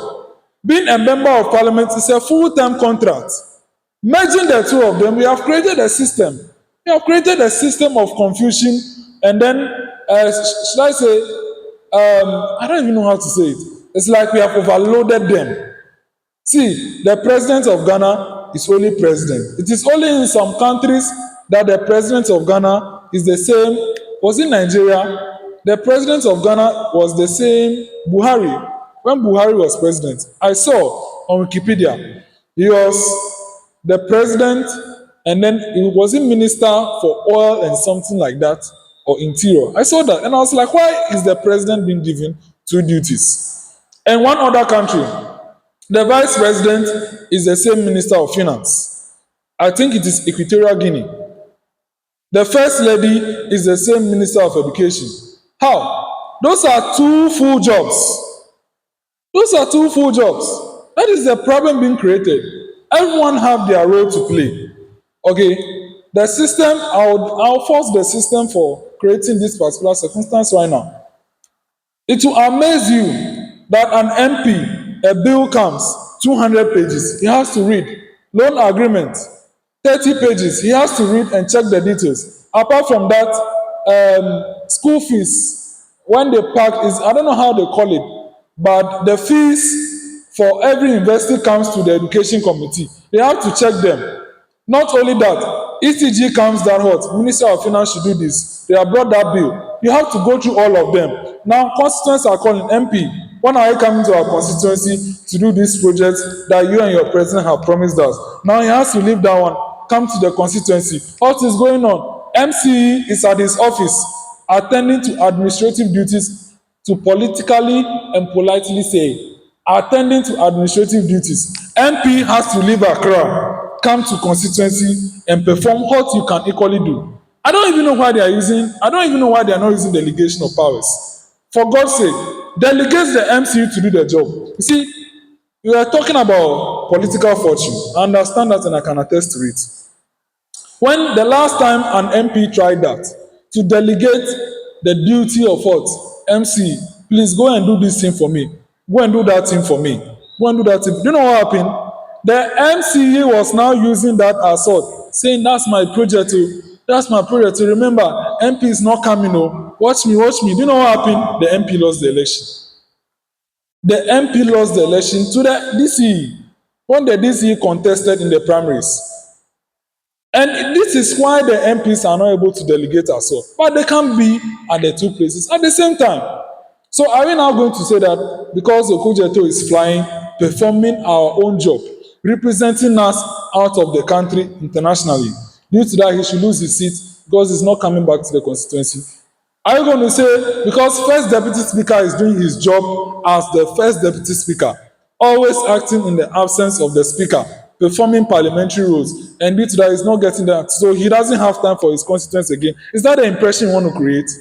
So the MPs who don't have any appointment now have full time for their constituents. So for them, their mandate should be renewed. And the ones doing their job, the system is just not helping.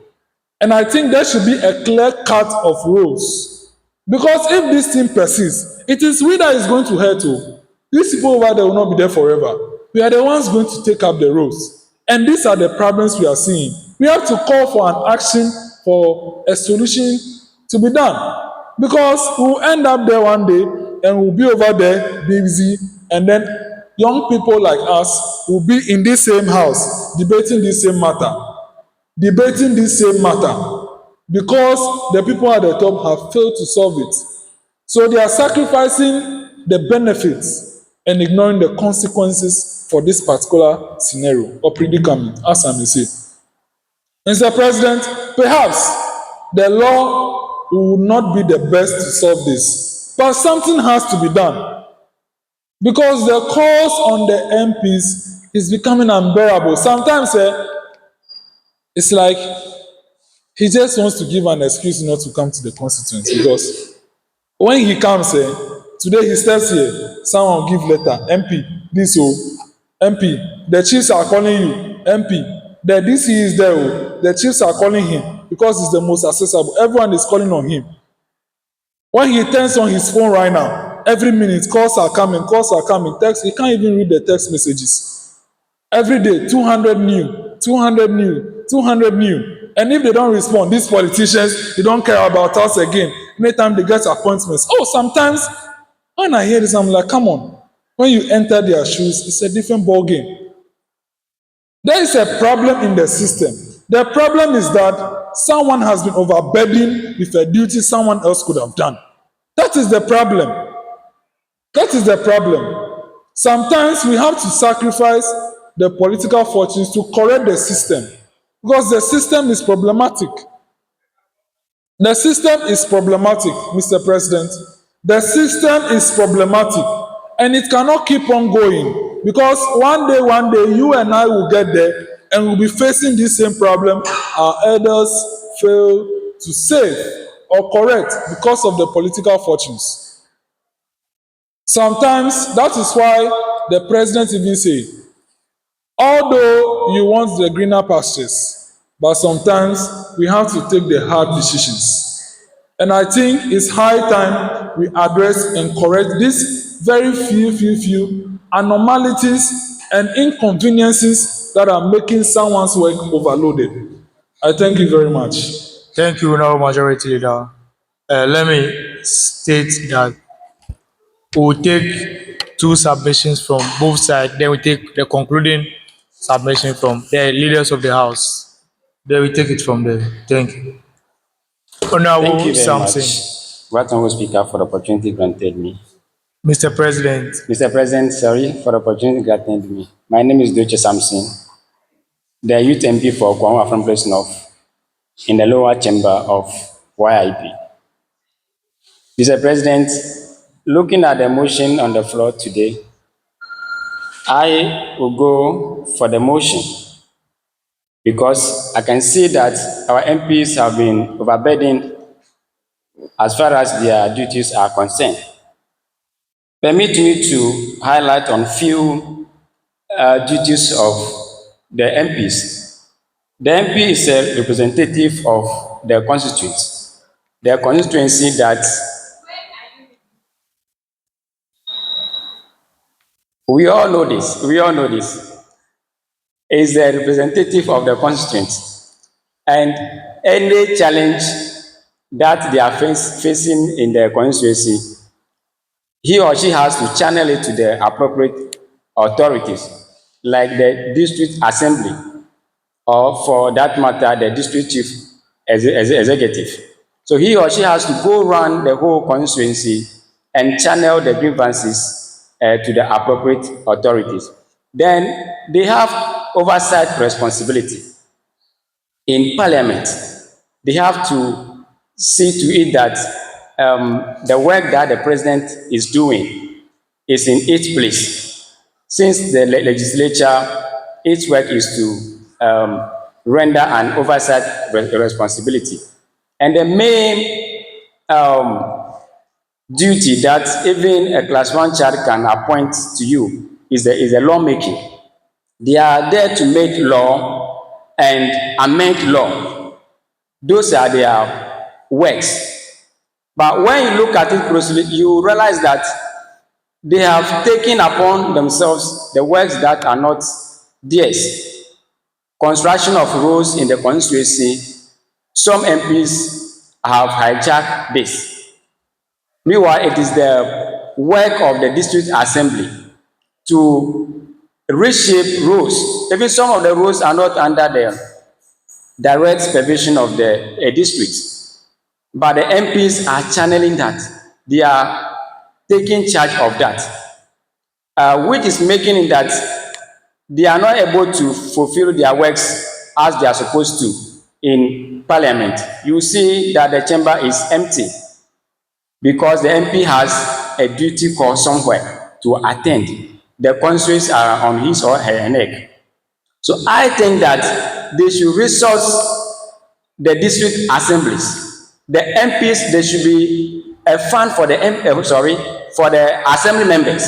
The assembly members, there should be a fund for them that they can use to develop their electoral areas, so that the MPs can stick to their legislative functions in parliament. Yes, so that they can stick to that. They are too overburdened. It is making it that you and I will be finding very difficult one day to seek an election into parliament, because nowadays the kind of things that they promise to do for the constituents, you and I cannot do that. Yes, you and I cannot do that, because the things that they are promising is so huge, and it needs money. But if they are stick to their legislative works in parliament, I think we can also get elected and be what, an MP. So I think the district assembly should be resourced. The members of the assembly should be given a fund so that they can develop the areas, so that the burden on the MP will be what, reduced, so that they can have time for the parliamentary works. The regional minister and the members of the regional coordinating council, what are they doing? The district chief executives or the MMDCs, what are they doing before the MP has to come down to what, perform majority of the works? Yeah, when you look at it now, the MPs are performing majority of the works. The MPs are constructing what, schools, building markets, and all this. They are too overburdened. I think that the district assembly should be resourced so that they can take up the developmental projects and in the district and the constituencies, so that the MPs will stick to their works in parliament. Thank you very much. Thank you, Honorable Samson. Okay, we are drawing closer to the concluding submissions from the leaders of the House. Honorable Member. Yeah, Mr. President, I want to, though you are debating before I came here, but when the majority leader is speaking, I am getting it. I want to speak on the issue. I agree with the majority leader, because I thought that most of the MPs, maybe they will call you here the same day. You will have a call here to come to this place. Your constituency too is calling you. Parliament too is calling you. So I would say that I think that they should implement a law to cut the work of the MP, because sometimes they will call you here. They will call you here. Formerly, I did not understand their duties, but now I am coming here. I am understanding a lot of things here. So I think that what the honorable the majority leader is saying is true, because the MSDCs, they can take up a lot of their burdens on the MPs, because the MPs should keep on his oversight responsibility, whilst the municipal chiefs should be the developmental agent. Thank you very much. Thank you, Honorable Member. Honorable McBlaze. Thank you, Mr. President and the House. My name is Amavan Magbles, a youth MP. Thank you. So, with the subject matter or the motion on floor that states limiting the power of parliamentarians to holding legislation as to give the power to others for developmental projects. I strongly believe that should be done on the basis of there is something we call the more the hands are on the work, the more it's effectively done. Backing one particular person with some quantum of work at some times, you might deliver some and leave some. Why am I saying this? So, for my argument on this particular subject matter, I have 3 points to bring to the notice of the House. So we consider separation of powers. When you do so, you give the powers to the parliamentarians to solely make legislations or laws, and you empower district chief executive and other executive officers to what oversee developmental projects. It helps what efficiency of work, and everybody can focus on his or where it's supposed to be. Because sometimes when you look at it, parliamentarians are in the chamber making laws, but maybe their services are needed back at home. How do they divide themselves? Maybe sometimes their clear presence is needed. They might send people, but you, as we all know, sometimes you can send somebody, the person will not deliver as you yourself you wish. So separation of power should be something that should be considered. And also, it will enhance efficiency in governance. If the parliamentarian is in the chamber making law and empowering others to what? Continue with developmental projects in their various constituencies, I think the work of the government can what? Be very, very effective, because as this one is doing this one is also doing this. So that's my second point.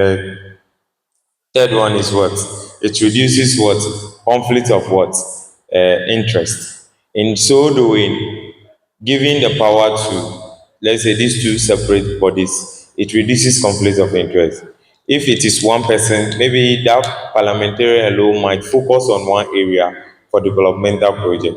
But maybe somebody who is down, let's say the district chief executive or any executive officer who is given this power to undertake the developmental project might see far beyond what the parliamentarian might see, because more time their focus is on what? The chamber for lawmaking or legislation. So we should look at what it will curb what conflict of what interest as well. So with my 3 point, I think with the 3 points I've given, giving the legislation for only parliamentarians to make law would have promoted a whole lot of things to put the nation or a particular sector in the right direction for developmental project, as to balance powers for everyone. Thank you. Thank you, Honorable McBlaze. We now proceed to take the concluding statement from the two leaders. So we start with the minority leader. Yeah. Okay, the majority leader should commence it for us. Mr. President, I thank you very much for this opportunity. I believe today's debate has been fruitful because senators have gotten more enlightened on the particular circumstance that we face as a nation, where our members of parliament have been overburdened with duties, of which the constitution can be blamed as the first cause to this. And you see, my colleague knows that the issue about law and lawmakers is like you are asking them to correct something they know, and they know they are benefiting. If you ask MPs to remove the provision which says majority of ministers should come from parliament, how is it going to be like? if you ask them that they should pass a law on themselves to restrict themselves to legislation, the question that the minority leader posed to us comes into this particular scenario. It's like they are the people to do the job, and the thing realistically does not favor them. Are they going to do it? It's a question that I hope to hear an answer from them, if indeed they will really take up this chance. Because they know, the truth be told, that the solution is that they should crop off some of the duties. But it removes benefits from them. It takes a highly principled person who can sacrifice his benefits for the betterment of the future. Let me give, for example, in whole technical university over here, the SRC president used to be the chairman of the General Assembly, and it was on EPUC as well. Anytime we bid the proposal to SRC presidents that please relegate that duty of yours for an independent person to be the speaker of the General Assembly. The question is, so I have the power. You want me to give it to someone so that they can now witch hunt me? Really, you want me to do that? No, not when I'm president. 2 presidents rejected that. It took 1 president, Elijah Kanladi, who said that now, the future is what we want. I'm ready to relegate this power that the president has for accountability to be instilled. And that is how come the Speaker of HTU SRC Parliament came to be. And if not that he has done that, the next president after him could have not gotten impeached. Because if that old system was there, he would have been the chairman of the General Assembly, and the impeachment comes back to the General Assembly, of which by law or by common sense and legal terms, you should not preside over sentence against yourself. But they are human beings. They only understand the equity and the wisdom of this law. So it takes some kind of principled people who are ready to relegate benefits onto themselves just for the future to be saved. And I pray thee that that day comes. But as for this particular motion, in the present circumstance, I don't even think it is healthy that this motion is passed. So although I am for the motion, may I just peacefully say that I will vote against it. Thank you very much. Thank you, Majority Leader.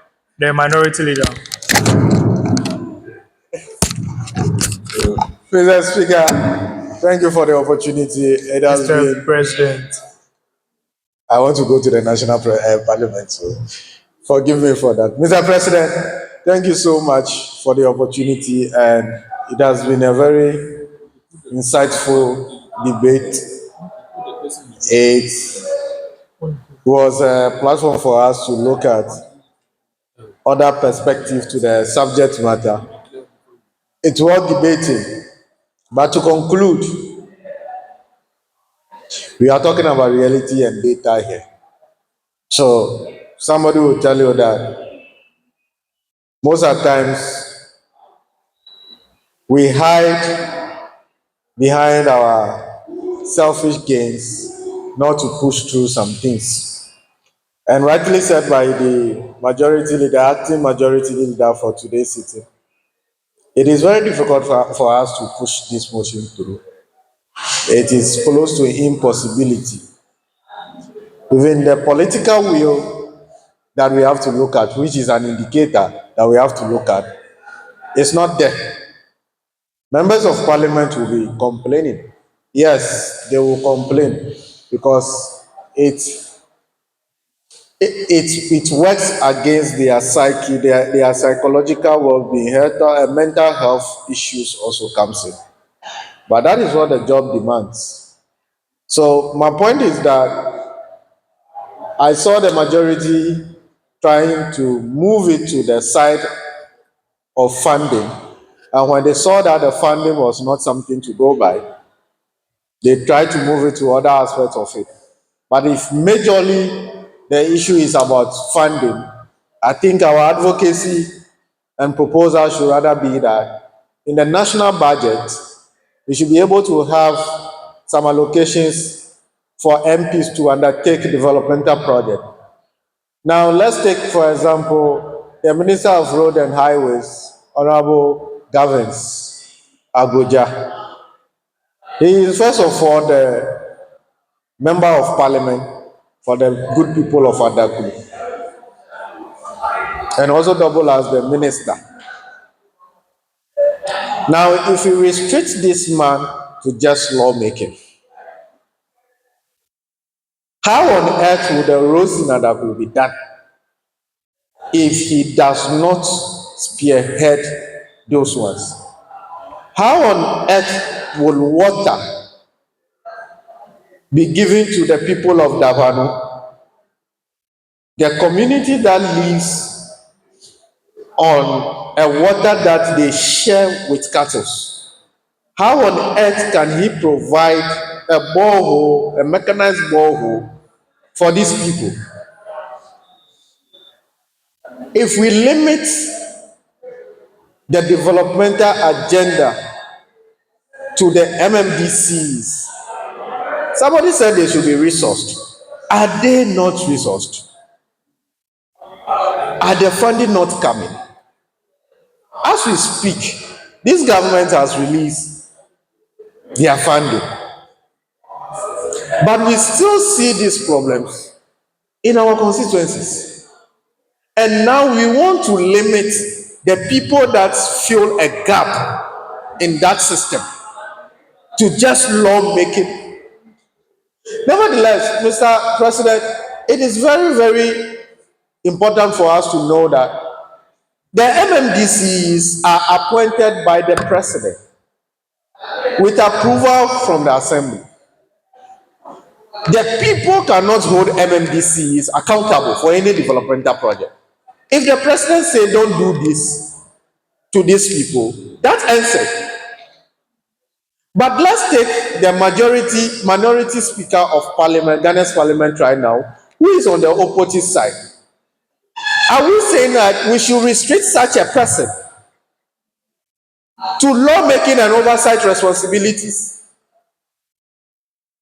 leaving the constituents underdeveloped? No, that will not help Ghana. It is about time we started to advocate for an allocation for MPs to undertake certain projects in their constituencies. For the cause, we know how it comes with power. We know how it comes with positions. You cannot restrict them. Somebody who may not necessarily need fees, but they just want to know that they have an MP that is listening. It's not always burdensome. It is burdensome, but it's not always financial burdensome. Sometimes they only want you to be a mediator because you have come to them, you understand them, they just want you to be a mediator. The acting majority leader made a point that the NSE should look out for technology. So why can't these MPs also look out for technology to engage their constituents? Does it always have to be the funding? Now, MPs are more exposed to even international opportunities than MMDCs. They are more exposed. Where are their lobbying skills? Where are they? Let's just accept that we are limiting them to lawmaking too. What can they do with the laws? What effect will those laws have in the life of an ordinary Ghanaian? It is about time we advocate for proper way of supporting them to also hold part of the developmental agenda of this country. On that note, I thank you so much, Mr. President. Thank you so much, the minority leader.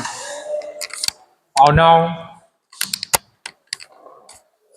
read the motion again. Read the motion for the debate again for us to vote on. So the motion states, YIP Senate resolved that parliamentarians should be limited by law just to legislation, whereas executive officers do the developmental projects in their constituencies. All in favor say aye. Not in favor say no. All in favor say aye. Not in favor, say no.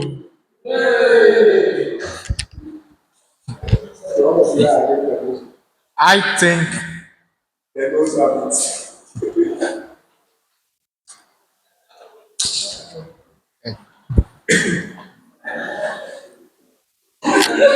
I'll put the motion again. All in favor of the motion, which states, and I read, YIP Senate result that parliamentarians should be limited by law just to legislation, whereas the executive officers do the developmental project in their constituencies. All in favor, say aye. Not in favor, say no.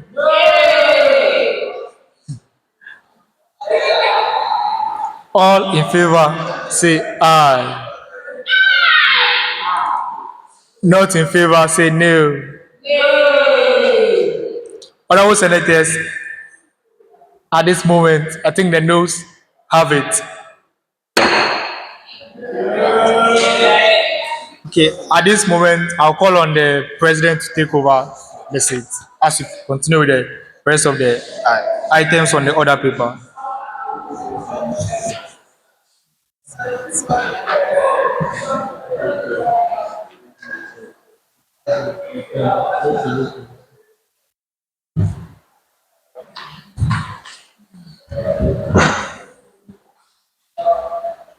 Honorable senators, I hope you have enjoyed the debate for today. It depends on your evaluation of the circumstance, but the reality beams straight into our ears and eyes. So we'll continue with the business for today. We move to the commencement of public business. Item 10, Ad hoc Ethics Committee report. At the last sitting of the Senate, we, as a result of the commotion of the poor attendance of senators, we had to establish an ad hoc ethics committee from conclave to investigate senators who do not turn up for sittings and boot them out. Unfortunately, over here, the members of the said committee are not present here. However, the matter still stands for us to take a decision on. And we'll take the decision here because this house is not for you to hold a position and never attend sittings. So we want to take the decision today on the fate of the members so designated. I don't think anyone stands out of them. And I think, with the permission of the chair, I'd like to protect the identity of the said members in this category. The chairman of the Ad hoc Ethics Committee, Senator, I would like to protect the identity of the members so referred. However, we want to take the decision here because this is the third sitting we are holding as a Senate, and still none of them have attended any of the third sittings. None of them, I've gone through the list again, and none of them have attended any of the three sittings. So I'm just going to, I don't know whether the chairman wants something to say, but I want to straight off invite the chairman to move the motion that the 20 members so referred to that committee who have failed to turn up for the first sitting, the second sitting, and the third sitting be booted out of the Senate as members of the first Senate. Chairman of the committee.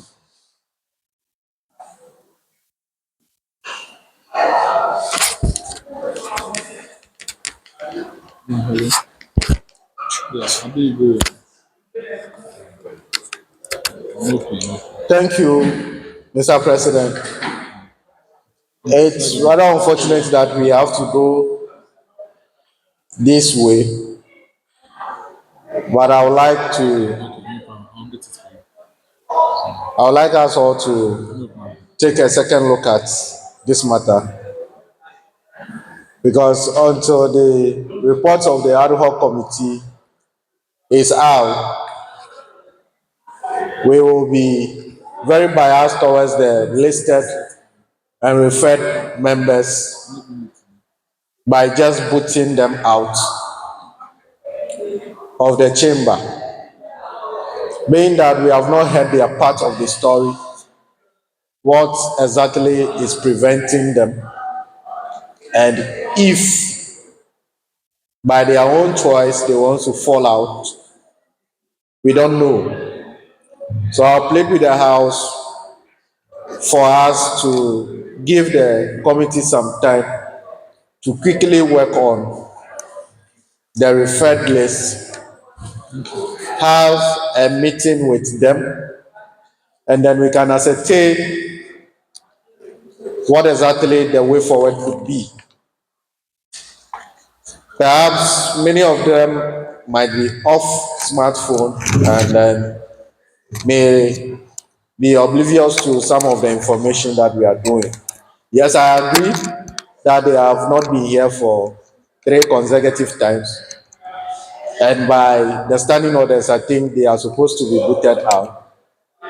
But let's temper mercy with justice. Let's hear from them.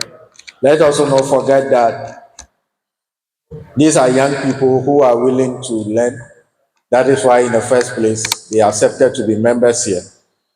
So let's look at it critically and then have a conversation with them first before any decision will be taken. I thank you so much, Mr. Speaker. Thank you very much, the chairman of the committee. Honorable Mark, interim senator. Thank you, Mr. President and House. Mr. President, isn't this particular issue of non-attendance of honorable members of both houses has been issues for years, and we always want to, let's say, have empathy on them, and they keep doing the same thing. The minority leader said maybe due to some reasons they didn't hear from them, so you wish they could hear their side of the story. Yes, it's a good point to note that they hear their side of the story, but what is the issue here?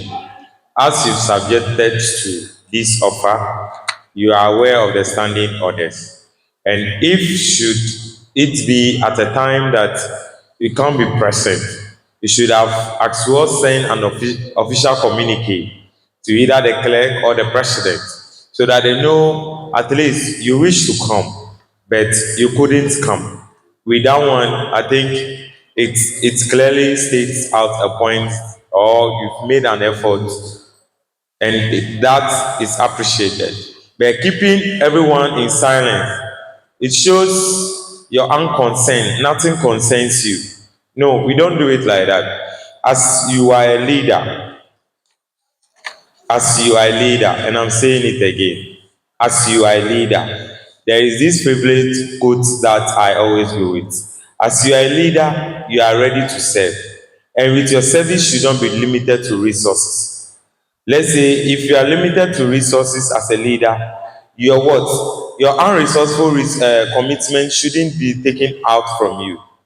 If in a case you can't be here, maybe example due to financial strain or anything, at least your commitment has to letting the president or the clerk know that you cannot make it due to one or two schedules of yours. That one also shows your commitment to whatever you are subjected yourself for to serve. So always subjecting ourselves that we should hear their side of the story. It will still that same situation will come tomorrow. So if the standing orders are clear, let's use the standing orders and move forward. Let's insist on kind of discipline in this house so that going forward, youth MPs that might join us will see the kind of seriousness you are putting up here. If always we want to do it and we are having empathy, oh no, we are not going anywhere, please. So please let the law work and others will learn from it. Thank you.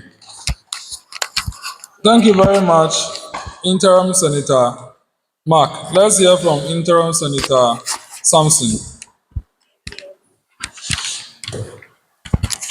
Thank you very much, Mr. President, for the opportunity. Mr. President, I fully second Honorable Mark on the issue of whether we should boot out the non-existing senators or the senators that has not been coming to sitting. The law is very clear and we are all aware of it. I think they have been served with the standing orders and they are aware that even if you will not be able to attend sitting, at least you should notify the president. If none of this has been done, I think the law should take its course. It will make the youth MPs and the senators very serious about their duties. Even we are saying it that even in the lower chamber, in the next parliament, we are not going to tolerate that. If it is one person that is serious, let us have that one person in the chamber. I agree with that. So let's go by the law. If they absent themselves for the number of times stated in the standing orders without permission, let's go by the law to boot the word, to boot them out of the house so that the serious ones will remain and render their services. Thank you very much, Mr. President. Thank you very much, Interim Senator Samson. Let's hear from the Majority Chief Whip acting as Leader of the House, Leader of the Senate, Senator Cyril. Thank you, Mr. President and our guest house. My name is Cyril Kekeli Amevor, the Majority Whip of this Senate, and acting today as the Majority Leader. Mr. President, you see, we are looking at quality, not quantity. If you can go to get 10 dedicated people that will grow, that you know that, oh, maybe in the next 5 years to come, next 6 years to come, or next 2 years to come, they'll be somewhere able to boast that through YIP, I'm able to get here. Through YIP, I'm able to get this connection to get here. Not that we are just maybe 20, then at the end of the day, not even a single person was like serious amount out there. It will just be like at the end of the day, whatever we have done here, we've just done. Mathematics will tell you cos 90 log 1, like everything that you've done there, all the years, the energy, the resources, the time, they are all in vain. So going forward, let's look at the people that are dedicated. If you know you can't make it to this thing, don't bring count. We want to be serious because people are watching us, and every sitting that we have, look at only few people, if not 10 people are the majority or minority. You will see the same old faces every sitting. When you go to the online too, those same people, physical sitting, those same old people. So is it that those people that have availed themselves to come for the sitting don't have anything to do, or don't have anything important to do, that they decide to just move it forward or just postpone it to come, at least make this thing success. So going forward, please let's look at quality, no quantity. Because me like this, I can boast today that it is through IIP that I'm able to get to certain places. Able to speak, and all those things on floor. So please, let's take the thing serious. It's really helping. You think you are just wasting our time here. You close from church, and let me be in the house, or let me just sit somewhere and talk. This is all part of the learning. Some people cannot even hold mic and speak in public. That's why sometimes I go for a program, they ask questions, they don't talk. After the program, they'll come and meet you back door. I wanted to ask this, I want to ask this. And now there's a platform for us youth to learn how to speak, know certain things, and how to even carry ourselves. And I now find it difficult to even participate. Then I don't think we are needed here. So just give you way and bring in people who are willing to help us move this movement forward. Because we are looking at maybe 10 years to come, we should have our own chamber, have people that we are coming to pack our V8 that yes, do YIP, I've gotten here and I'm here to support YIP. So please, going forward, let's look at those things. And if it's left to me, at least those who miss a sitting at least 3 or 4 times, at least we should do some justice to them. We should wake them up. Either we exit them or at least give them some small sanction if they don't do it. And they're coming to have some activity. Or what I've noticed when it comes to the trip, you see them. When it comes to activities that will have fun, enjoy, you see them. Is it that their interest is only about just having fun, but not to learn? All work and no play though, but we understand. All of us here, even my honorable came from somewhere. He didn't mean, I'm not sure he went to the house before even driving all the way here. Then you'll be in the house now. Some people take it upon themselves that, oh, you just come and talk, sir, then they'll leave. Nothing to take home. So I think going forward, at least when you come to activities, let's restrict it. Only those who are active should participate. So at least even if you go to parliament, they are, oh, only 10 people come from YIP. Yeah, these are the people that are serious with YIP. Yeah. Not that, oh, we go to parliament to please them, oh, we are more. But when it comes to the ground, 2 people, meanwhile, parliamentarians are watching us, DCs are watching us, government appointees are watching. Then every day, these same old faces, no new faces. If a new face comes, maybe just for inauguration, then also, because the inauguration, there will be correct item 30. Apart from that one, you don't see the person again. So please, going forward, let's do justice to those. Thank you. Thank you very much. I think before I hear the committee chairs speak for them again, may I say his own vice came from Accra today, just for the sitting. Oh. His own vice came from Accra today, just for the sitting. And some in Ho, some in Accra. 3 sittings, inauguration they have missed, anniversary they have missed, this one they have missed. We cannot keep on tolerating them. And I think that if they don't see the value, let's kick them out. If they want to join, they should join the parliament. But the Senate, even if it is 10 committed people that we'll have them. The parliament can be more. Thank you very much, Mr. Chairman. Thank you, Mr. President and the House. I think basically we are all on the same page, but just a plea, because the committee was given a work to do. And with regards to the work being done, we have not been able to really ascertain the reason presented in a report form to tell this House that, okay, based on this, we are exiting the people, the senators. That's why I'm pleading that we should, I agree that those that are not active has to be booted out, but we should be able to do it diplomatically, following the orders. And that was the reason why the committee was formed. So at this stage, I think the committee should take the blame rather than we just uprightly going against or exiting the people just like that. And on behalf of the committee, I want to say that we fully take the responsibility of not getting them to ascertain why they are not present, why they cannot be part of us again, and what is the way forward. Those were the areas that the committee was supposed to work out with. But now if we sit here and without that report, then what was the essence of the committee? We cannot ascertain that. We cannot say that the committee put together by the House has done their work, and on these grounds, those are the reasons why we are taking the people off.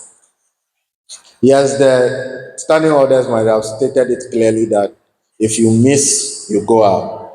But in the wisdom of the house, knowing very well where we are coming from and where we are going, we should be able to do it in a way that it will not be more or less like a coup d'etat or military kind of tactics. So, Mr. President, I would like you to reconsider again and then give some time to the committee to come out with a report for tomorrow's sake, because this house is a house of records. For tomorrow's sake, we will say that yes, we follow due process to boot these people out of the house. Having said that, I think this boils down to us to strategize and put in place a very comprehensive orientation for joining this movement. It has been that you just come and you are allocated a seat. I don't know how comprehensive these orientations are. And has there been any undertaking by these people? If it has and it is not effective, how can we do it effectively? How long does the orientation take? Do the people ask the relevant question they have to ask to get understanding before they commit? These are some of the things that we have to strengthen. In as much as we are seeing the faults from the other aspect, we should be able to also look within to see how we can strengthen the systems that are available to the House. So, Mr. Speaker, I beg to still plead on their behalf, blame this one at this point on the ad hoc committee that the House put together. And we plead that you give us some time to have a conversation with these people and then present a formal document or report to the House to consider before any drastic action will be taken. And to reiterate on the orientation aspect, we should be able to look at the current orientation structure, see how we can strengthen it to get the results we want. On that note, I thank you so much, Mr. President. Thank you very much, Mr. Chairman. I must say that before we started considering this matter, I stated that the committee was not able to do this work. However, this information was shared. I even saw one of the implicated senator in front of the GCR today. I even saw him. He's still not here. And some of them, if you speak with them, the results will not change. I don't want to swear, but I can assure you that they will tell you they will not come. They will prefer to be taken out. And I'm seeing it as an exercise in futility if you don't take this decision today. Mind you, the Senate we are in the first Senate. So we are still seeing the flaws and we are doing adjustments.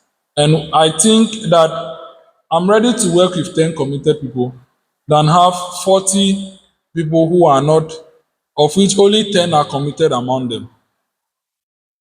And I think the Senate in its nature is not even supposed to be very big. So I'm okay working with 10 committed people than to add these people. There are more people who want this opportunity.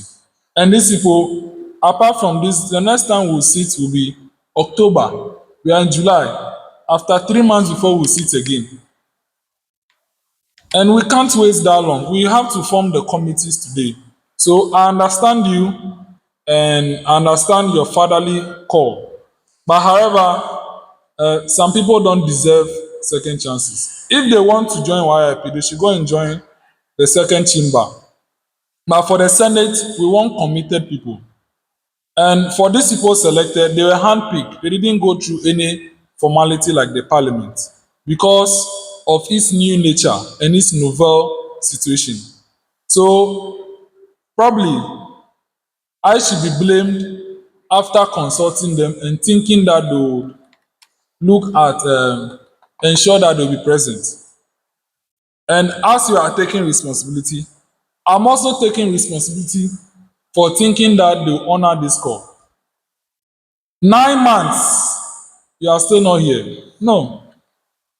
We can't tolerate that. It's not like you don't have anything doing. You are a very busy man, but you have honored this call because you know the value. If someone does not honor it, please, let's not save them. I don't think Jesus will even be happy with us. So, respectfully, Mr. Chair, we both have taken responsibility, so don't worry about that. Honourable members, honourable senators, anyone to move the motion to boot them out of the chamber, the 20 set people, we will communicate to them appropriately that we are sorry, we don't see your commitment level. So if you want to join, go and join the parliament, go through the process. Senator Cyril, please move the motion. Yes. Okay, Senator Mark, let me hear you quickly before Senator Cyril. Thank you. Thank you. Thank you, Mr. President. Mr. President, I heard you saying one particular statement for 2 times. I don't understand. You were like, if you can't see their commitments, they should join the lower chamber. I don't understand. Okay, If, let me just explain what I mean. You see, the lower chamber is a well established and has full procedures. And that one, they sit 3 times, once every month. So that one, by the 3rd month, the law already catches them. But in the Senate, it takes 9 months for them to be caught. I'm not saying that the bad materials to be referred there. It means that if they still have interest and they still want to join, the Senate there will not accept them. They should go through the process to join the parliament. And if they are still not committed, the parliament will kick them out naturally. But it will be faster than bringing them back into the Senate. But if you are still not okay, no problem. We'll put a restriction on them. They can't join YIP again. Is that what you want us to say? Just share your view on it. Mr. President, your comments draw attention to something. That's why I rose on to speak. Okay. YIP, the upper chamber and the lower chamber, let's say, act or are under the same leaders. Let's say the executive directors and the assistants, they are under the same leaders. Yeah. So whatever law that applies, whatever good law that applies to the upper chamber should as well be applied to the lower chamber. Agreed. With some of these things, some of them might feel like maybe the lower chamber have a bit of leniency than the upper chamber, which is not so.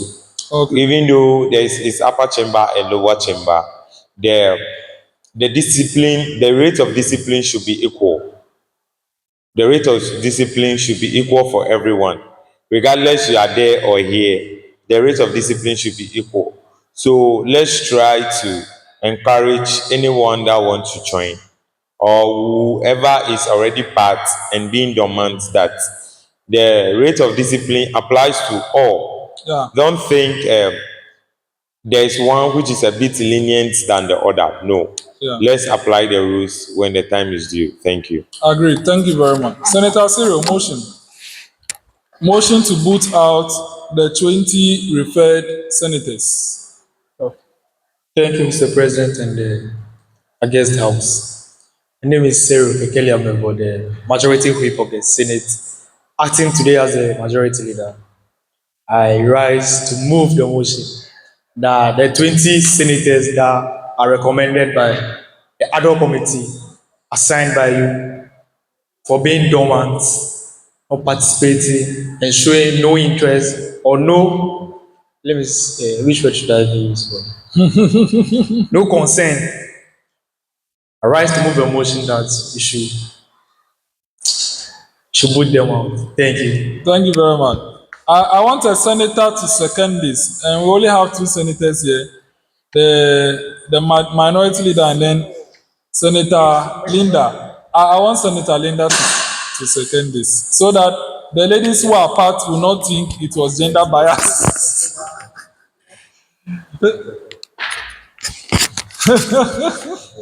Thank you, Right Honourable Speaker. My name is Senator Linda Sowonu-Jobu. I second the motion moved by our Majority Leader of the House today. Thank you very much. But I'll have to still call Senator Linda to order. I'm not a speaker. Thank you, Mr. President. I'm Linda Sawonujowo, Senator Linda Sawonujowo. I second the motion moved by the majority leader of the House today. Thank you. Thank you very much. Honorable Senators, motion moved and seconded that the 20 referred senators who have missed the 3 sittings of the First Senate be now booted out immediately. All senators in favor say aye. Aye. Not in favor say nay. Honorable Senators, I'm super sure the ayes have it.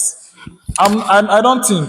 I'm super sure the ayes have it. The ayes have it, the motion carries. Therefore, the said 20 senators who have missed the 3 sittings of this first Senate are hereby, with immediate effect, booted out of the Senate. Honorable Senators, we move to the next business of the Senate, the second committee on selection report. The second committee on selection report. Oh, I think my battery is dead. The second committee on selection report. I think I just need a battery change. That's all. Let me show you where the batteries are. The batteries are in the Ghana must be. Checking it. There's a battery. Just give me 144.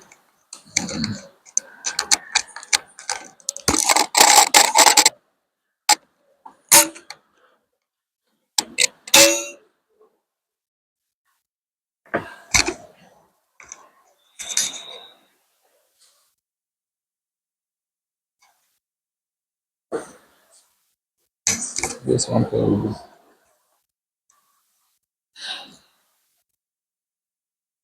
So you can take this man back.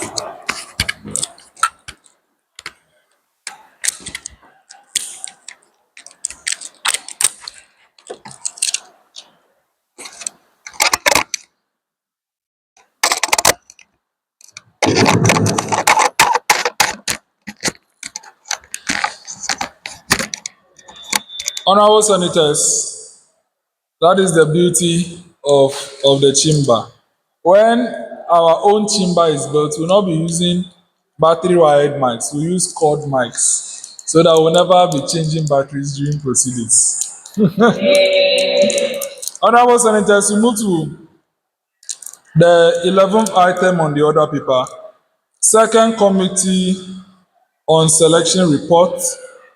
I must say that it was the same reports presented, but this time around, the people booted out do not have a place in it. So, with your kind permission, may I present the list of committees and their designations to us all. The Senatorial Service Board, Chairperson, President of the Senate, Secretary, Clerk to the Senate, Member, Marshal to the Senate, Member, Majority Leader, Member, Minority Leader, Member, Deputy President, and then the last member is Deputy President pro tempore. Appointments Committee, Chairperson, Senator Deborah Nana Bataria, Deputy President. Ranking Member, Senator Dennis Agbenya Ataje, Minority Whip. Clerk, Deputy Clerk, Elizabeth. The Secretary to the committee is the Deputy Clerk, Elizabeth Kuche. Business Committee, Chairperson, Majority Leader, Vice Chairperson, Deputy Majority Leader, Secretary, Deputy Clerk. Ethics Committee, Chairperson, Deputy President pro tempore, Ranking Member, Majority Whip, Secretary, Deputy Clerk. Please, you know the office holders, that is why I'm not calling their names again. Intelligence Committee, Chairperson, Minority Leader, Vice Chairperson, Deputy Minority Leader, Secretary, Deputy Clerk. Publicity Committee, Chairperson, Senator Richard Amenya. Deputy Ranking Member, per the standing orders, is supposed to be the Deputy Majority Whip. And then Secretary, the Deputy Clerk. Organizing Secretary, Chairperson, Senator Janet Agbalenyo. Deputy Ranking Member is the Deputy Minority Whip. Secretary, Deputy Clerk. Member, Deputy Marshal. And then the Deputy Marshal pro tempore. Rules Committee, Chairperson, President of the Senate. Secretary, Clerk to the Senate. Welfare Committee, Chairperson, Senator Benedicta. Secretary, Deputy Clerk of the Senate. Now the Select Committees. For the Select Committees, we have the Committee on Entertainment. Chairperson, Senator Prince Selim Gaglozu. Secretary, Deputy Clerk pro tempore. Committee on Finance. Committee on Finance. Chairperson, Senator Musa Kabir Ibrahim.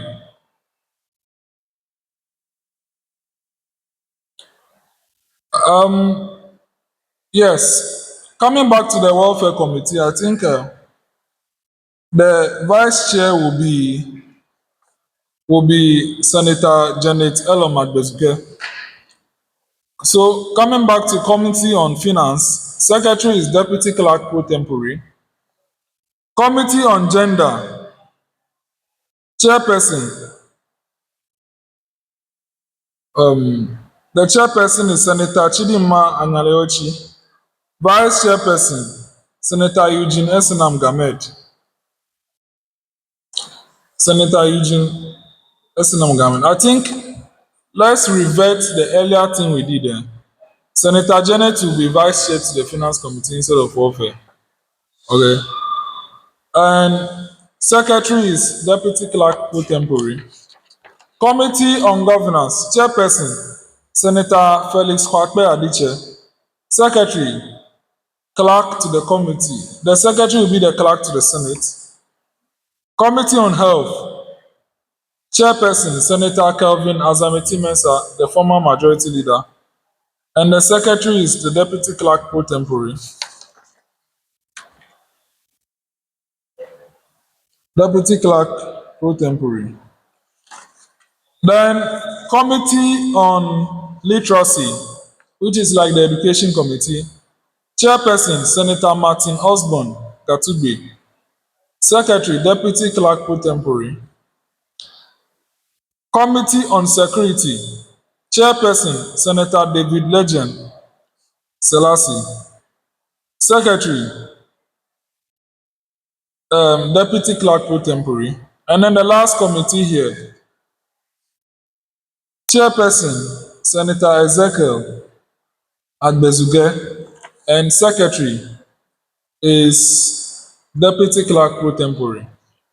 These are the committee designations for the House to consider. I apologize for not making the list available, but I was subject to the earlier decision making it difficult for that. So that we wouldn't share it and then it will look like they have been booted out and still appointed. That is the current circumstance here. Honorable Senators, Senator Janet, you have been designated as chairperson of the organizing committee. It means you have to come earlier than you did today. Yes, honorable senators, I think the deputy majority leader should act on behalf of her boss. So if she can assume the rightful place so that business can be done, that would be much appreciated. Senator Linda, please, the big chair is for you. Yes, honorable senators, any contribution to this? Because after this we adjourn. After this we adjourn. Any contribution to this?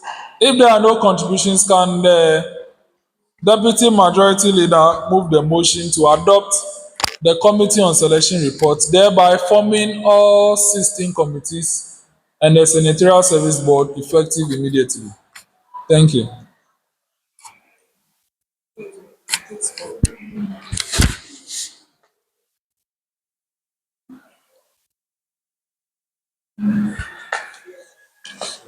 We are on item 11.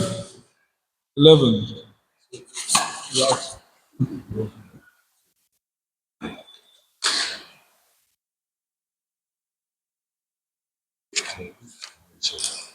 So you move motion to adopt the report. Item 11. You move the motion to adopt the report. Thank you, Right Honorable. Thank you, Mr. President. I, Senator Linda Onujobo, moves the motion for the adoption of the committee reports. Thank you very much. Seconded by the minority leader.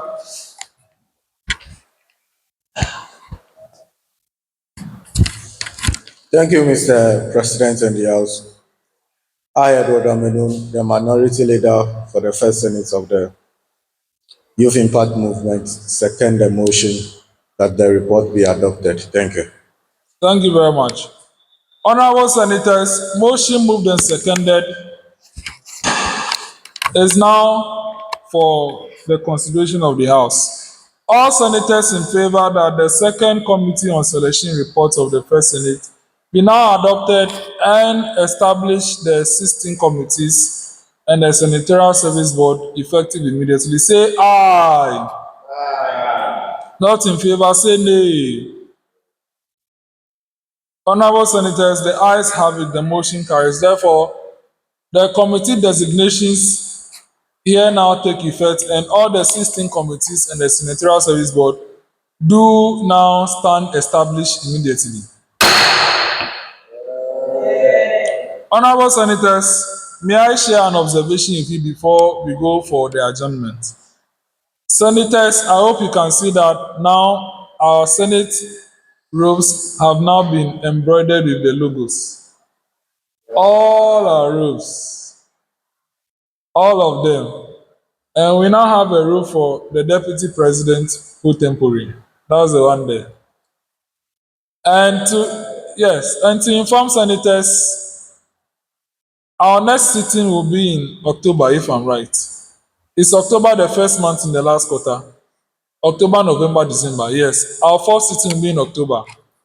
By the time that sitting comes, all our three marshals will have their own robe. And it will not be lining. It will not be lining like all the marshal is wearing. Correct material.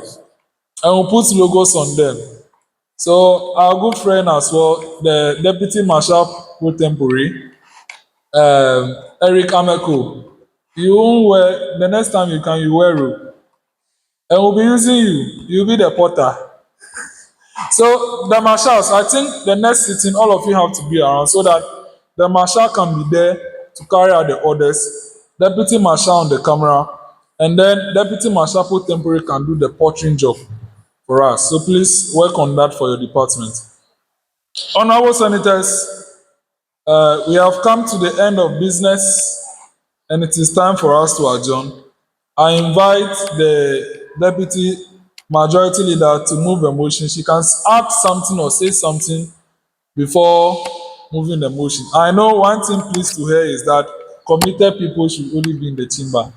So she can say a word or two about that and then move the motion for adjournment.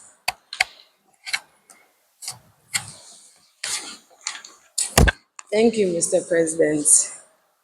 I wasn't here at the beginning, but I think as I join, we are working hard to make the Senate better, and that is good. We need to work with quality and not quantity, as Honorable Cyril said. So I will urge that you send a message to those who have been dropped, and if there is anything they would like to do themselves, maybe some of them are sleeping, they will be awakened by that message. So Yes. we will be waiting upon the feedback for that also. So that is what I have to say. I'll move the motion for this sitting to be adjourned. I, Senator Linda Sowell moves the motion for today's sitting to be adjourned to the next sitting. Thank you. Thank you very much. The Senate Minority Leader, secondment. You can say a word as is before we second. I think you say it. Thank you, Mr. President. We only hope it gets better, and we pray that every decision we have taken here will be in the best interest of the movement and the Senate. On that note, I thank all senators that have been present from the beginning till now, and for the intellectual discourse that we have had on the debate. We also pray that the motion for debate will be something that we'll revisit again and re-echo our stance on it, so that we can see the changes that we desire in our national political discourse.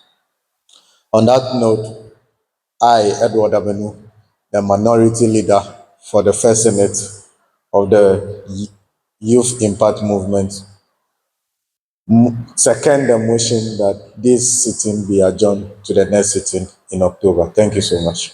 Yeah.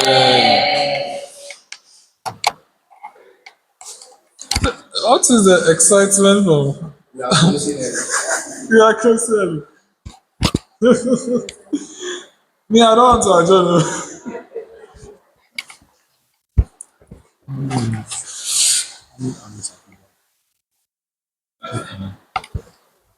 Honorable senators, I think the parliamentarians will be like, oh, let's come and join the Senate. So they close early, they close early.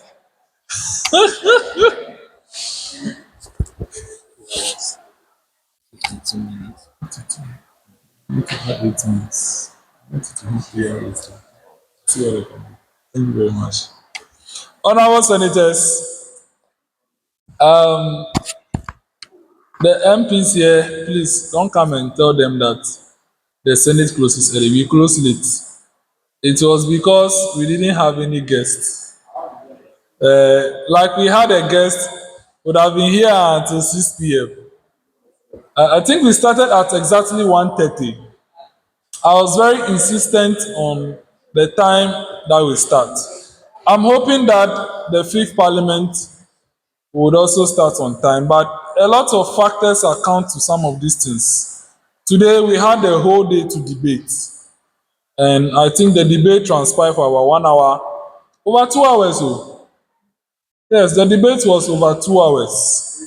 Yes, it was over 2 hours, and you see, the difference is that the Senate is smaller, so there are less people to debate, but the Parliament is bigger. Honorable Constantina has presided over a debate before, and she knows the difference.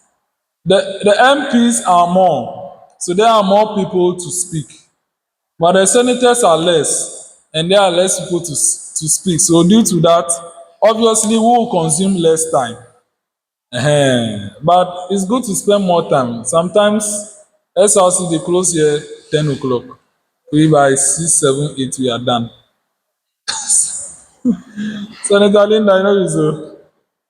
Oh yes, we have to close. I'm trying to bend time. I want to exhaust 8 minutes before we close so that the recording will be 3 hours. So may I say that senators who have not gotten item 13, Honorable Constantina will attend to you.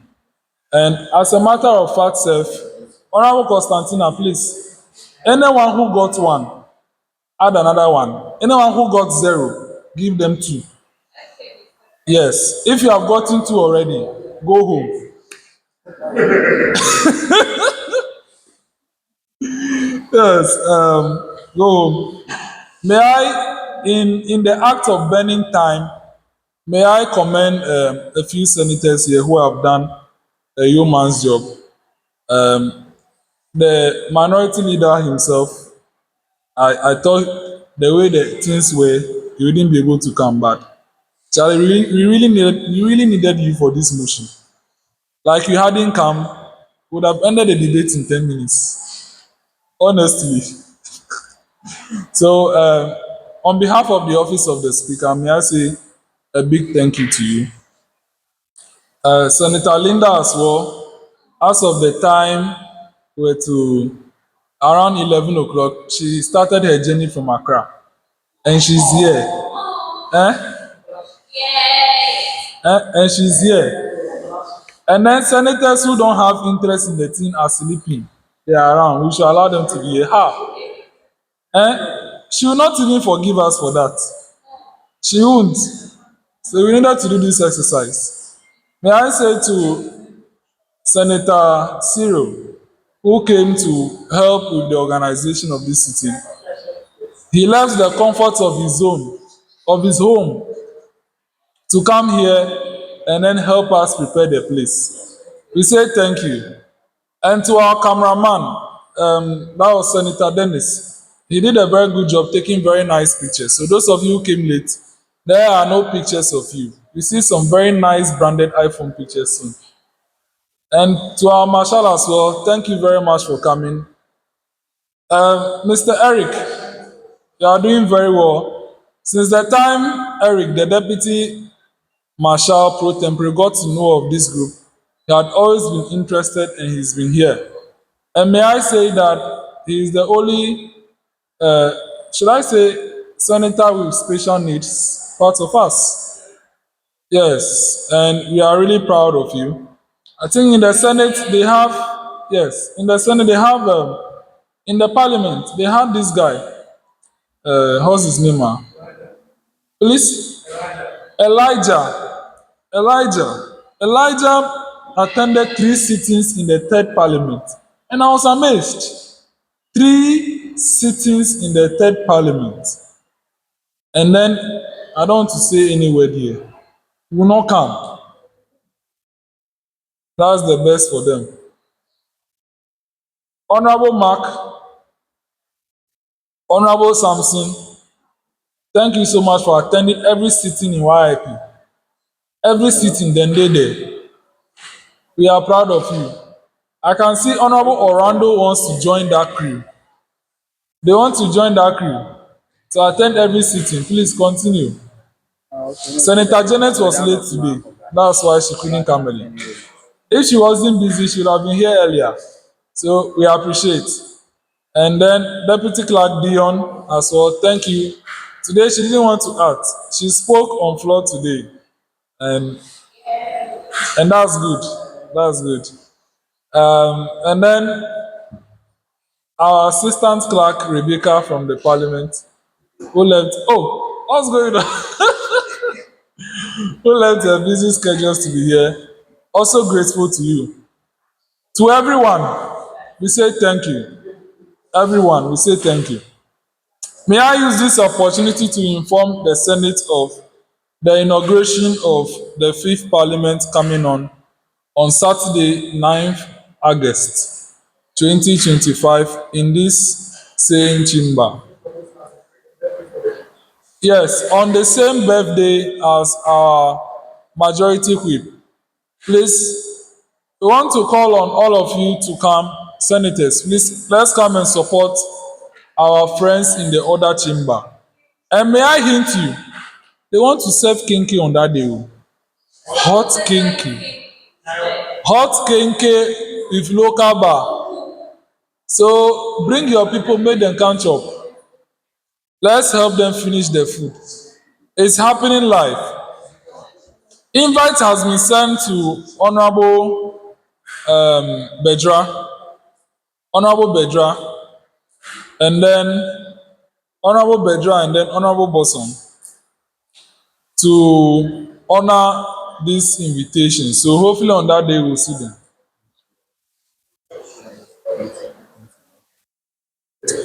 Honor invite has been sent to them, so we hope they'll come around. And please, now my last word before I put the question. Please, YIP is there for you to use the platform. Use the platform.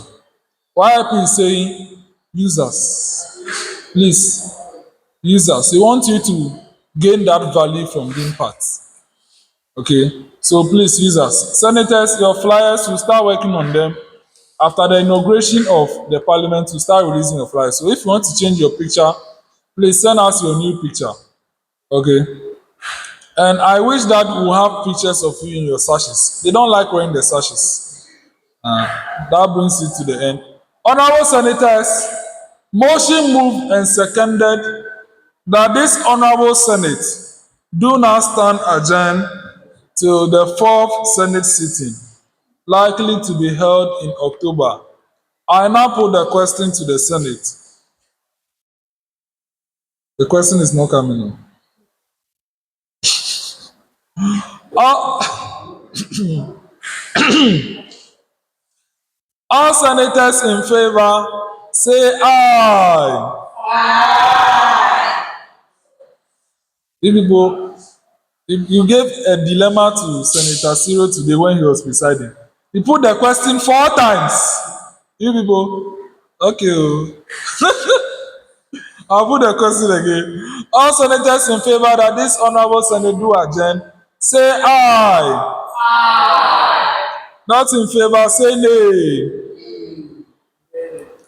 I think the ayes have it. Honorable senators, the ayes have it. The motion carries.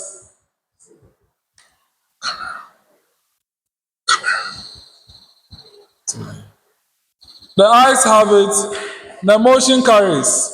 Therefore, this honorable senate do not stand adjourned till October when we hold our 4th senate sitting. I thank you.